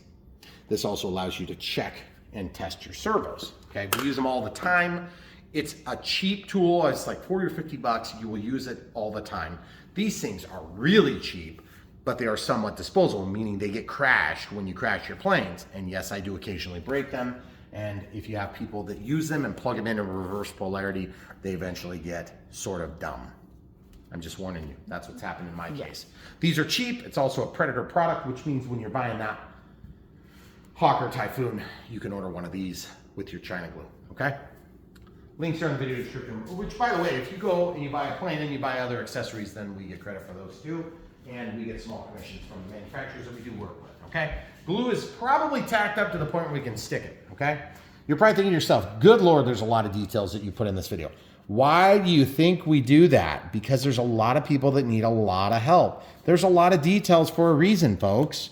The devil is in the details. I'm telling you right now, there are many people that have crashed many planes because they didn't worry about the details. They said it's good enough. Good enough is not good enough. Good enough is going to leave you high and dry or low and wet, or which, you know, wherever you don't want to be, right? We're going to try to keep you out of that situation. Okay. All right. So now that's stuck. It should be solid. It's going to stay there. China glue is cheap, by the way. That's like $5 or $6 for that tube. If it's 10, I apologize. I don't pay close attention because I don't get it very often. When I get like a bunch of it and then I have it. Okay. Yeah. Same thing with the other foam to foam. It's a little bit more expensive, but it's a higher volume. So there are times they'll run sales and they'll sell it below cost. So get it when it's on sale. Anyway, I don't like paying shipping to get them on sale. I get them when I get a plane if I'm doing it that way. Okay.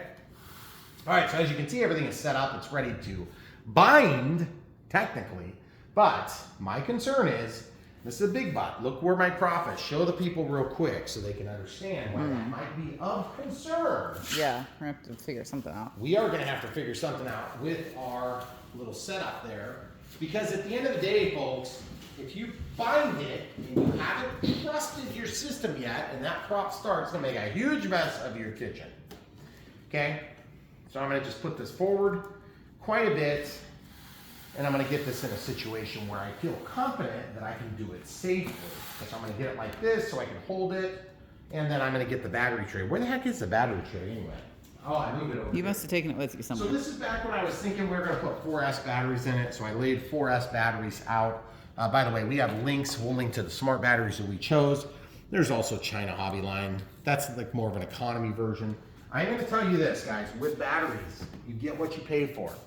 When you're paying for a gigantic battery like this, I appreciate not wanting to buy a smart battery for every application, especially if you're getting a high C pack or you're getting a high volt pack, because the Spectrum smart batteries tend to be so expensive. But here's the thing, I'm just gonna tell you this, if you're not good about discharging your batteries, you'll get a lot more life out of a smart pack than you will have a non-smart pack. If you're good at discharging your packs, meaning you charge them, you use them, you put them away at 3.8 or 3.9 volts, that's great. Congratulations, you're not me. Okay, I'm not good at it. And you're lucky to get 2 to 3 years out of a pack if you don't discharge them. Okay. Plus, it's also chemically unstable and you can cause fires. So just be careful. Seriously, there's 2 things in this hobby that get people hurt: props and batteries. Be careful with your batteries. Be careful with your props. Okay. That's the last nanny state you're going to get from Brian Phillips RC. All right. So now the next thing is we have batteries. This one is 56. This one is 73. Relax. This one's 73 and this one's 72. Okay, so what we're gonna do is we're gonna try to take a battery that's gonna give us enough juice to hook it up, but it's also gonna weigh approximately the same as what we fly with. I'm gonna go ahead and grab, by unplugging, without even telling it, I'm just gonna pull it out. Kind of nice you can do that. With smart battery you can do that. On a not smart battery, you could cause dangerous conditions, so don't do that. All right, so this needs to get strapped into the battery tray. Battery tray goes in, this goes up. Slides into the front of the plane. Okay, and by the way, I always mark my planes so that I know what battery to use, because I don't remember this stuff well. You might have 4 planes, pretty easy to remember that. When you start getting up to, you know, hundreds of them, then it's harder to remember, okay, admittedly. All right, so I'm gonna use the strap. I'm gonna slide this through, and you're gonna notice that it bites down really good, and you can really get it in there nicely. Now you're like, but you said you can't leave that loose, right? So what I do is I come back over like that, okay? Now, you can also put shelf liner on here so it doesn't slip and slide, okay? Do you know what shelf liner is? If you don't, I'm gonna show you right now. Shelf liner is a tool that we use all the time when we're building these planes. It looks like this, or it looks like this. And this stuff is really nice. It helps make them batteries and smooth-sided objects not slip. Now the other trick of the day you could do with shelf liner is if you don't have 3M tape and you want to make something stay put, like a receiver, you can use this instead of the double-sided media in the center of your double-sided. You can apply glue, and then you can use that, okay? I'm gonna show you what I'm gonna do.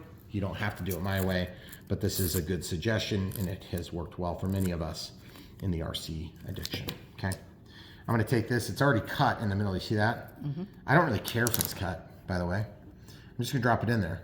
Now, you don't really have to glue this, but I'm gonna go ahead and glue it just a tiny, teensy bit, okay? I'm gonna quite literally wipe. Nope, there's not enough. I was hoping I could just wipe the little bit of residual on there. Not quite enough. Okay, I'm just gonna put a little teeny bit on here. I'm gonna go right there, I'm gonna go right there, I'm gonna go right there. I'm just gonna let that stuff set up for just a second. Okay, so now on this one, I'm not really gonna worry about it setting up for a long time. I'm just sticking that down. Now I'm gonna set this in. You're probably thinking to yourself, but do I have to do that? No, you don't have to do that. You can just tweak these down really tight. But I'm gonna just tell you this right now, you can go half as tight and you'll get a better bond if you do it that way. And some are gonna say, well, I've got Velcro on my packs. Doesn't that help? Well, yeah, but kind of not much. It actually makes it slicker on this type of battery, which is part of the reason why I'm not a big fan of using Velcro. Okay, so I'm gonna hold this in my fingers. I'm gonna actually pull this through. Now, for those of you that are brand new to Brian Phillips RC, welcome to the RC Addiction. We're gonna get you where you wanna be, which is in the air. If you're just getting out of the chair and getting into the air, you're in the right place on Brian Phillips RC. We are glad to have you here. Okay, so you see, now I can just fold this back. Just twist it on itself. Sometimes it works better than others. As you can see, no matter which way I slide it, it barely slides, okay? Now, if that's not enough for you, then you can torque these down a little bit more, or you can do a little bit thicker shelf liner, okay? This is the kind of stuff that you can find. We have links in our supplies. We happened to find a roll that was like this. It was solid. It helps to keep the glue from shooting through. So if you can happen to find that, I would go with that stuff.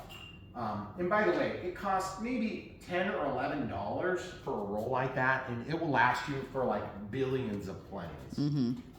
Okay? We've never used up the first roll. No. Have we? Or did I? No, we did. That gray is our second roll, and then you found the what? So, this is the temptation. Don't do it. You want to know why? Because the next time that you put in a 4S, you're going to really thank yourself for having not cut it. Mm. And then you're going to push yourself every time you didn't. If you cut it. Yep. So, also, I was just going to say my other strap, I didn't get it very tight, so I'm going to just tighten it a little bit more. How do you tighten it a little bit more? I'm just going to basically push down on that, and then I'm going to push it tight. I didn't quite get it as good as I liked. That feels considerably better. You guys see my fingers are white as I push hard to move it. I can barely move it, okay? All right, so now this is gonna slide in. Oh shoot, we gotta get that antenna. I almost forgot, folks. We gotta get the antenna stuck in there. I'm gonna show you the trick of the day for antennas. There's, like I said, with everything else, there's a million different ways to skin this cat. I like to use a forceps, and I will hold on to a toothpick, and a lot of times I can grab it kind of something like this. And what I want to do is give a place for this to park. So what do? I usually go into the body, but I got to get it away from, the canopy, right? Mm-hmm. So I'm going to go under here. Sometimes you can just drop them into an open cavity and you'll be fine. And other times you can't quite get so lucky, okay? So I'm twisting this a little bit. This is a coaxial cable, so you got to be careful you don't kink it. And to be honest with you, you know what? I don't like just throwing caution to the wind, but I am on this one because it's just going to fit perfect. Yeah. See, I'm just going in there, folks. You see that? Now, there is, if you look real careful, there's kind of a gap right here. And I'm thinking I can very carefully grab this and just pull it through. See what I've done now, folks?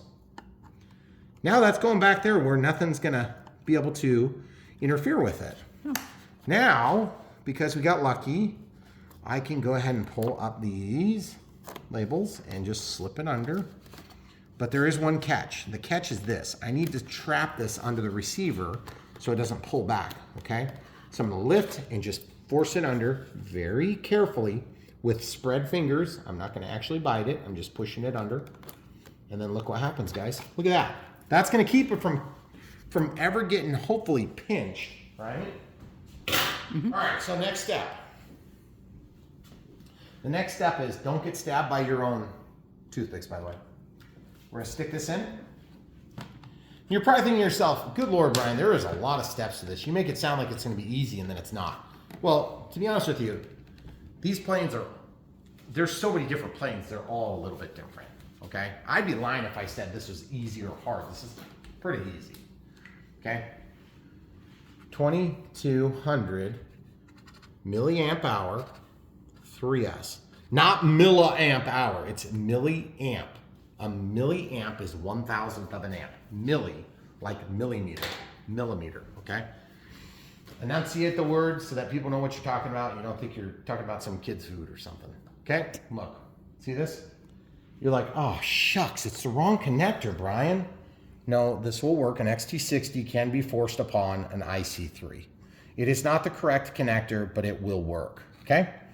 By the way, if you're using an XT90 and an IC5, they also work as long as the battery is the IC5 and the ESC is the XT90, but be careful, they will go in backward. These, you'd be very hard pressed to get them in backward. Okay, so we want to be prepared to bind by just kind of pulling up the menu and having it ready. Now, when I plug this in, I need to pretend like this is going to go even though it's not going to go, because it's not going to go. But I'm going to be prepared that it would. So plus is on the top, plus is on the top. This orange is plus. I'm going to just rock it like this, stick it in. Okay, good purchase. Now I'm going to just wait. I trust it so far because it hasn't started doing anything crazy. Now I'm going to just take this cable and I'll work it down so it's out of the way, just like this. Because remember, it's going to get pushed down anyway shortly. But I want to make sure it's out of all my antennas and my different things that are going to potentially be conflict. Okay. Now, you'll see nothing's happened. That's because this receiver's not initiated. I'm going to click this button. It's going to start flashing. See how it's flashing? Camera crew. Bind. Come around here. I'm trying to see this flashing. Hold the plane. If something's going to go wrong, it's going to go wrong right now. Wait for the beeps.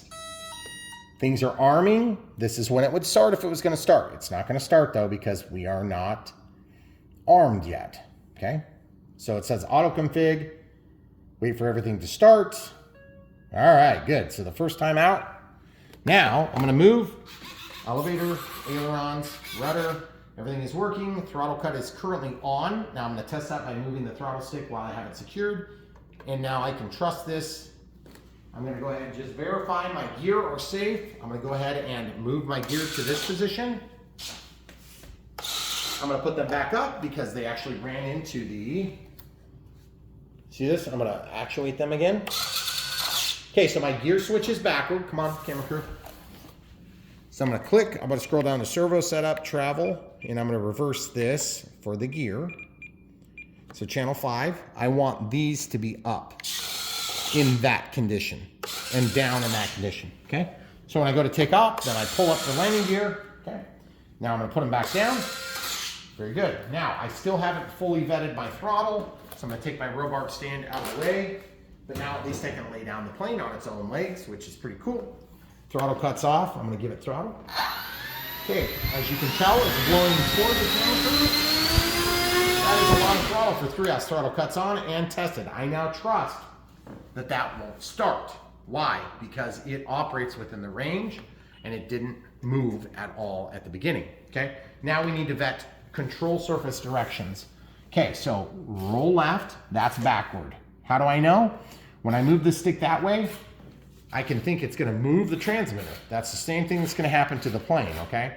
Same thing with the transmitter. This is mode 2, okay? Okay, so the rudder is backward as well. The ailerons are backward. The elevator's not hooked up, so we don't know. But if I pull down on this, it should make that go up. Okay, so it's also backward. Okay, so ailerons, highlight, and click. Elevator and rudder. Now, roll left, roll right, elevator up, elevator down, yaw left, yaw right. You can also see the steerable tail wheel is working. Okay, so now we have all the surfaces going the right direction, but we got to figure out flaps. So flaps, they're not changing when I move my switch. Why? Because we don't have anything scrolled in. So I'm going to put them into regular flight mode, and I want to see them go up. So I'm going to go to positive. You can go either way, so it doesn't really matter. And then for landing flaps, I want to go minus.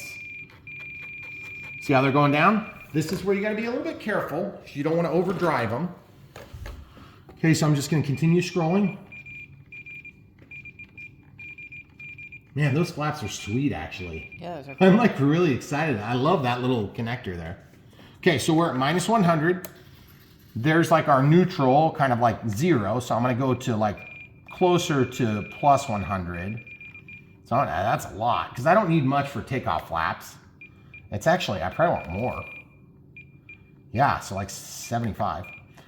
And then full, at plus 100, it's not enough, okay? Now I'm gonna set my elevator here because we can now park our flaps. So I'm gonna do 6 and 9 to start. That's just our starting point. Okay, so we're gonna finish the flaps here. So 6 and 9, we gotta make sure they're going in the right direction. So what I'm gonna do is I wanna see that this is gonna pull the elevator down. So that should go away from me when I deploy flaps. It's gonna go by a very small amount, so I'm gonna make this number bigger. Yep, it's pulling in. So that means we're going the correct direction. So we are gonna do 6 and 9. Why 6 and 9? It's just a good starting point. You start with about 2/3 and about all the way out. Okay, so if all the way out for correction with landing flaps is 10, then you would do like 6 or 7, okay? That's what we found to work pretty good. And then I like that 2-second deployment speed. But we're not parking our flaps all the way, so I wanna set that now in servo setup. Okay, so in servo setup, I'm gonna scroll over to flaps. I'm gonna go beyond 100 until they're tucked all the way in. Listen for overdriving. 9, 8, 7, 6, 5. So far, so good. I don't feel like they're overdriving. You can hear it if they're overdriving, meaning they're getting pushed into there. Okay, so now that we've done that, I can go down to flap system and I can verify 100, then 75. Okay, so that's takeoff flaps. I want to go a little bit further down now that I added 25. So let's go to 50. I think that's what I want. So 100, then 50. Okay, so that'll be our takeoff flaps, and then that'll be our landing flap barn doors. Okay, sweet. Okay, so we have all the surfaces working with the exception of this mechanical connection. And so as we pull, we can tell it's gonna be right. Do we have enough time to get this mounted? 45 seconds. Okay, we don't. All right, so we have to hook this up, and obviously, you know, it's right there. It's supposed to go in the outside hole. You can see on page 11, it shows exactly where that plugs in on the control horn. So it goes to the outside hole, even though it seems to show it going into the middle hole in the drawings. It says refer to page 11, so that's what I'm doing. I'm gonna use this screwdriver to turn this sideways here a little bit. And you can see it's awkward because of where it exits the fuse. It's very tight, okay? So sometimes when we have that, we just have to kind of grin and bear it. Other times you just literally have to use 2 things to hold it. So I'm gonna hold down here. I'm gonna see if I can go walk this until it pops. And we sometimes get lucky and sometimes don't. As you can see, this time we're not really getting that lucky. Just don't break the head off of the dingling, okay? If you do, you'll be screwed, okay? Because once that's broken, it's really hard to recover, okay? So what I'm gonna do is I'm gonna pull this down, just carefully holding it tight, and I'm gonna twist this. It is easier to twist, okay, because I know I need to go out. Sorry, I know I'm kind of in your way there.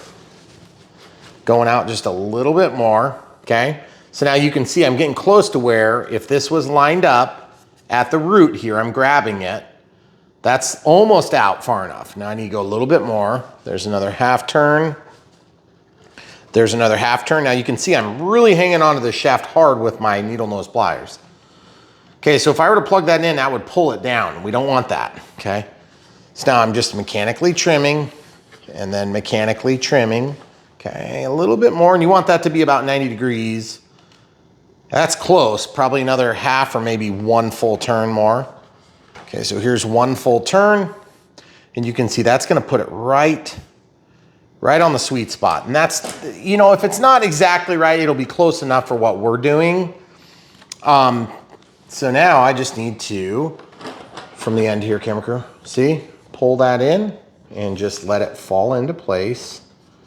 Just not like that. There you go. Now I can take my needle nose, because it's so tight in there, and just pop this through. And then look, see, this is lined up really nice with the mechanism, okay? Now you'll notice it's not exactly right on both sides. So pull up, it goes up, push down, it goes down. Okay, so now what I need to do is slide this little fuel hose or fuel tube up over the clevis and just kind of work it up until it's all the way out, and then I'll just back it off just a hair. I don't like running into, because you'll make an extra load there. Okay, so now that we've done that, we have all the surfaces hooked up. So we're gonna just re-vet the surfaces. Elevator up, elevator down, roll left, roll right. You see how I move my controller? If you're brand new to the hobby, this will help you kind of remember.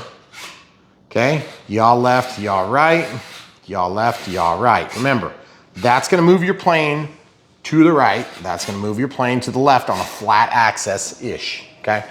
It is gonna tend to roll the plane a little bit when you do that too, okay? So now throttle cut's on. I'm gonna test throttle one more time. Throttle cut is off. I'm gonna test throttle. We have good throttle cut's on. Everything is ready to rock and roll. The landing gear have been tested. We didn't look at them very well, but let's go ahead and look at them now. So as you can see, there's no spring loads, but they have a really nice looking rim on them. Rock hard tires. And then look at this, guys. There's the wing spar right there. I thought it was hollow. But guys, get a load of those flaps. Beautiful flaps. So cool. All right, so gear down, and we'll put it back on its mains. Now, at this point, this plane could technically fly if you didn't want a stabilizer. But we want a stabilizer. And also, I just want to point out something. So let's put the canopy on and see how it goes. This is coming in and trying to hit my canopy, I think. Nope, not when I put it in right. Okay, so beautiful. So now that we have the plane set, we have all the primary control surfaces set, everything is ready except for CG. So we can either test CG or do forward programming first. Let's do forward programming first. Whoops. So we're gonna click, we're gonna scroll down to forward programming. Now this is gonna connect to your receiver, and it's gonna store some data, and we'll go through all the settings together. First time set up, you'll be amazed how long this doesn't take. Make sure everything's set. Make sure all the types and trims and stuff are set. Okay, set it level and hit continue. Now this isn't speaking to level, flying level. It just means like we're trying to figure out where the receiver is, okay?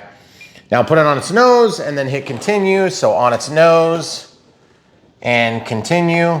Look at that, that's where it is. That's the way we mounted ours. See, pretty cool. So we know it's spatially oriented correctly.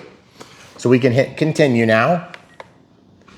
So now gain channel assign. Yeah, it looks like we were on aux 3.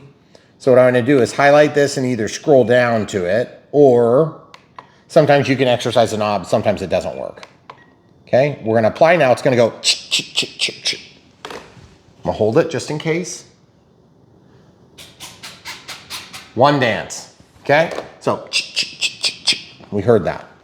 Okay, now we click, we're gonna go back into forward programming, gyro settings, first time safe setup, or F mode setup. I prefer to do this first. F mode setup. See how it says FM channel? I want to go to channel 7 because that's what we set to FM or flight mode.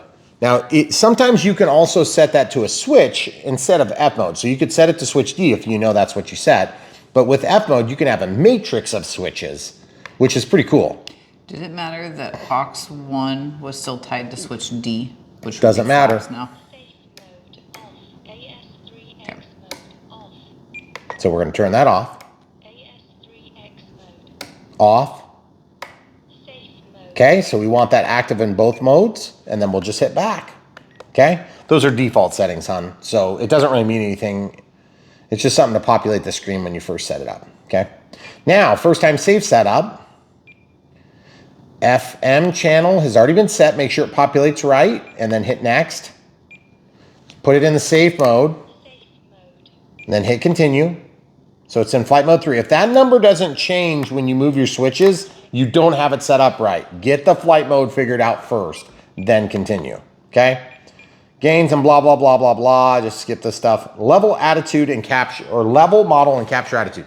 This you don't want to do. If you fly like that with auto leveling, it's gonna go uphill. You have to make it fly like it's gonna fly.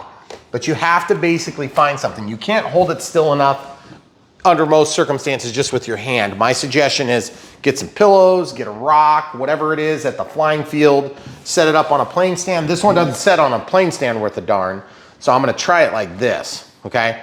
So that's pretty good. That looks like it's gonna be going right where we want.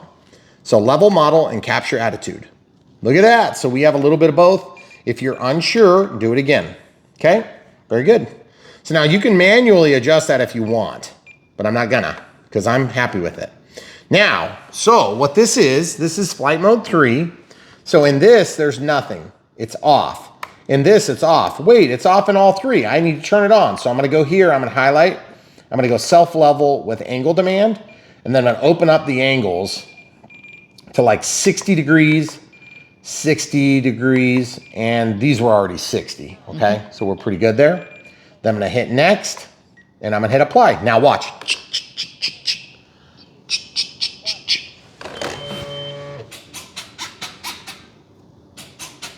That means that safe is active, but not necessarily on. It happens to be on, ironically, because AS3X has to be given throttle to 25% to activate. Safe will be automatically working without throttle input, okay? So watch, it's already working. Trying to find the quickest route to level, okay? Because that means down, okay? Now watch, when you go past 0, that's down. Oh, it's gonna be quicker this way, okay? Now, second thing is look at the elevator. It's pointing them up. Look at the elevator, it's trying to point it down, so it's gonna level the plane. Now, the other thing you can do with safe is you can check, make sure all your directions are still good. Up, down, roll left, roll right, y'all left, y'all right. But watch this, it sticks down and out, off. Everything moves a little further outside of it because you don't have those bank angle limits, okay? So watch this, pulling full up on the elevator. See when it stops? That's your limit. Now watch the roll. Roll's a little bit more evident. That's your limit, you see? And then it's gonna try to bring you back to the limit, okay? Pretty cool, huh? So now, there's 2 things that are happening in self-level and angle demand. So auto leveling and angle demand, meaning it's gonna demand, it's gonna actually limit your angles, okay? So now in AS3X or off, in off there should be no movement whatsoever, and you can hear it's totally silent. But in AS3X, watch this. There's nothing either because we haven't activated with throttle. So throttle cut's on. I have to walk out of the menu because you can't be out of throttle cut in forward programming, okay? Throttle cut's off. There's some throttle cut's back on. Watch this. Now it's all working, okay? So how do I know if it's working the right way? First of all, I grab my R knob and I turn it all the way up. And then the second thing I want to do is while I'm in forward programming, the easiest way to do this is to actually turn up your gains, okay? I'll show you how to do this. Gyro settings. AS3X settings. You can scroll in up to 4, okay? Now watch this. Look at this, guys.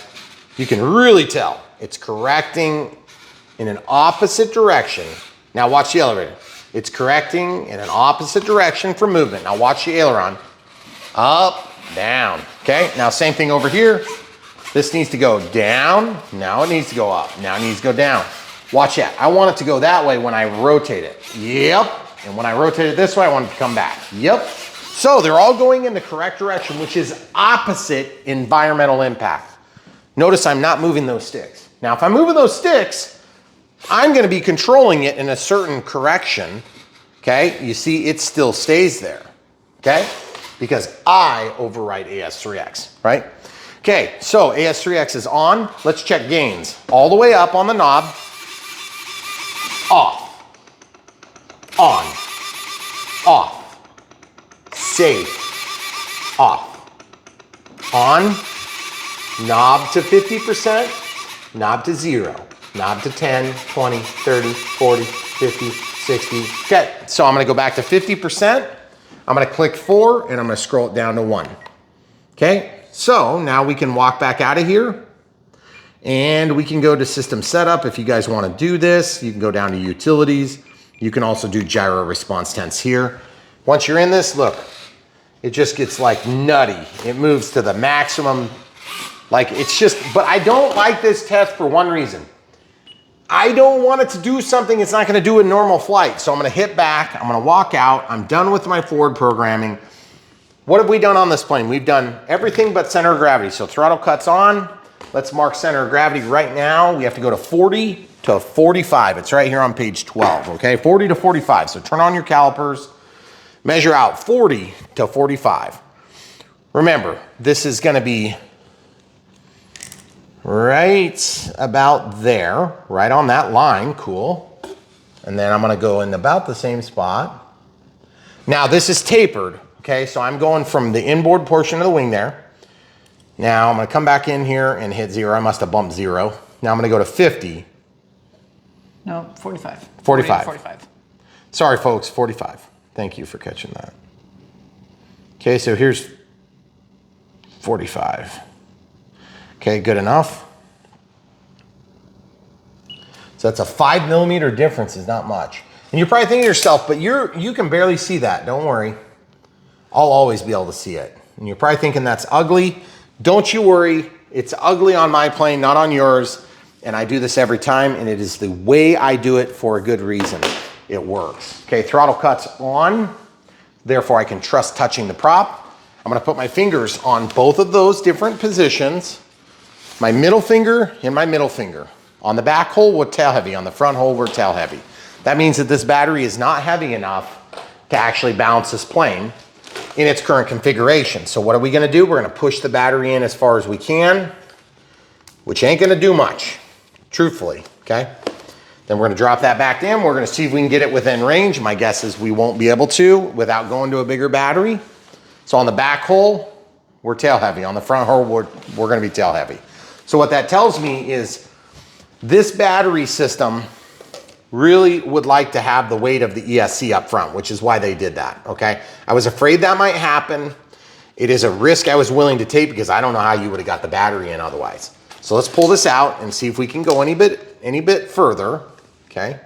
I'm gonna just try to go down a little bit further. I don't think it's gonna let me do it. Sometimes you win, sometimes you lose, guys. In this case, I'm kind of guessing we can go a little bit further yet, okay?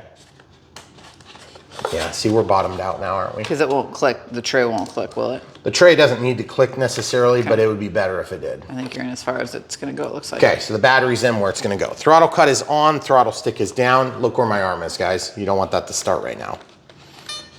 Okay, plugging it in. Get those wires tucked in where they need to be. Let things initiate as much as possible. If in doubt, I will sometimes put my finger on a spinner because if it were to start spinning, I could like hold it. I know it sounds ridiculous, but it's only gonna just barely kick if it ever would kick, okay? So we now can test again because we've pushed it as far forward as we can, okay? I'm guessing tail heavy, both of them. So either the center of gravity is wrong on this plane or the battery is gonna need to be bigger, okay? So how do we make a bigger battery fit in here? Just the way you would anything else. You get a bigger battery and you see what gets your center of gravity to work out. I have a sneaky suspicion that we're probably gonna end up with a 4S 2200. So let's just see how that works. Okay. Because here's the thing, guys. These 40 amp ESCs from FMS have almost always supported using a 4S, okay? I would be amazed if this thing doesn't like a 4S. But I'm only doing it because I want the weight, okay? These China Hobby Line batteries are not very heavy, which is a good thing, unless you're looking for weight, okay? So now I'm just gonna slide that in. And first of all, we'll see if it fits, which it sure looks like it's gonna fit. Is it going in? What am I hitting? I'm not sure. I'm hitting the top of the tray. There's like a hole up there I'm hitting. There's like a frame. Oh, that goes around the Yep. motor there. Yes, I can see it now. So that ain't gonna work. So we can't use the 4S. So we're gonna have to figure out which size we can get away with. We have some 2700 milliamp 3S's. Yeses. Yeah, I have a 3200 3S right here, but then that's gonna be super like It's really wide. long. Yeah. So we'll see if we can get that in there real quick. So folks, there are times you're gonna have to add dead weight to planes to get your center of gravity right, but I do not like doing it.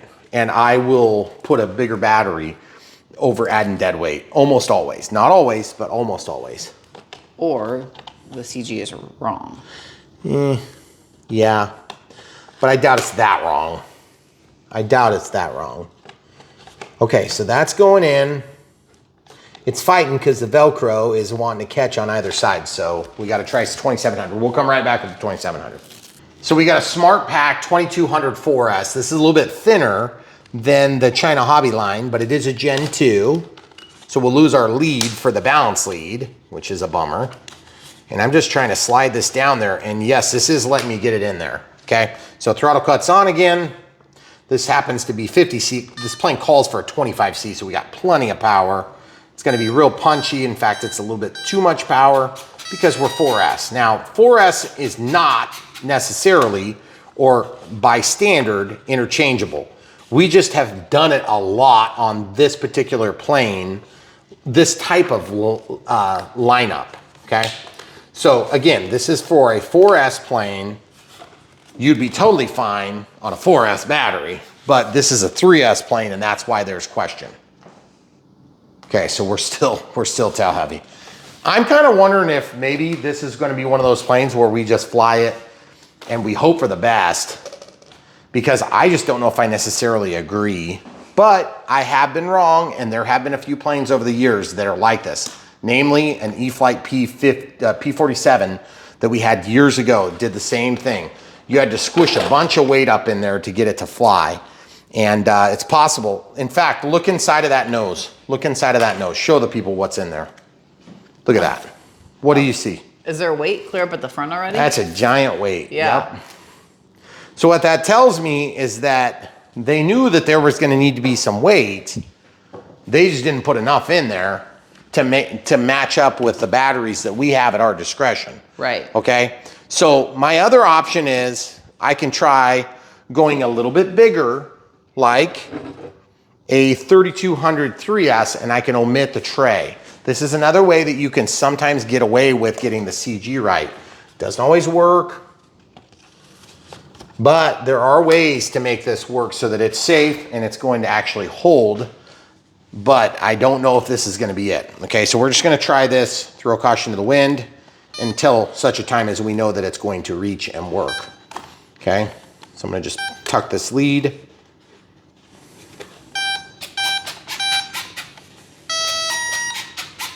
Okay, so now I'm going to push this in. That feels a lot more nose heavy. Okay, so I'm on the back hole and we're tail heavy, and I'm not sure I buy it.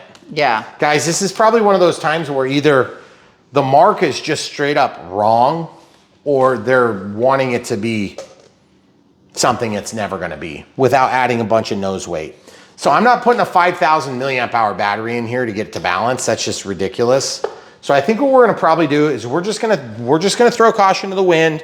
We're going to throw a 2200 3S, and we're going to hope for the best. Now, I don't suggest you do that on a routine basis, but I am honest about this with you when I can be, guys. These planes usually balance out. This is very unusual that we can't get one to balance out. In fact, it's very, very unusual. So I'm a little bit nervous about that with regard to how much battery is going to actually balance this. I'm actually to the point where I'm thinking you would almost have to go up to a 5000 4S. Here's a 5004S. I just want to satisfy my curiosity. It's got the wrong type of connector. 5%. Okay. That battery probably won't fit. Nope, it won't fit. Okay, so that one's a little bit puffed. So guys, that's what we're gonna do. We're gonna throw caution to the wind. Hopefully we answered all your questions. If you wanna help support Brian Phillips RC, look no further than the links in the video description below. You help support us when you buy the planes, receivers, China glue, whatever it is. If you need help, we're here for you. Hopefully in the maiden flights, you'll see all of the truth telling you need about the flight characteristics of this plane. But I do have to tell you, I'm a little disappointed about the CG right now. It makes me nervous. I don't like mating a plane with the CG in this condition. If that ESC was up front, it would help, but it's not gonna totally absolve that CG issue that we're dealing with right now, okay? That's all I got to say. Also, the gear are gonna go in, they're gonna stay about the same size, same position on the length of the plane, so I don't think it's gonna make a difference. Guys, center of gravity set, forward programming set, direction of travel set, the build is done, the glue is done, all the different things. We helped you through it. We hope we answered all your questions. If we didn't, leave them in the comments below. We'll do our best to answer them. And we hope you guys will be back for more on Brian Phillips RC. Thanks for watching and stay tuned. Oh, by the way, if you want to support us in other ways, super thanks. YouTube members, Patreon members, and PayPal for one-time donations. But we still firmly believe the best deal is to just get beautiful planes. Helicopters, quads, VTOLs, and leaf blowers. Thanks for watching.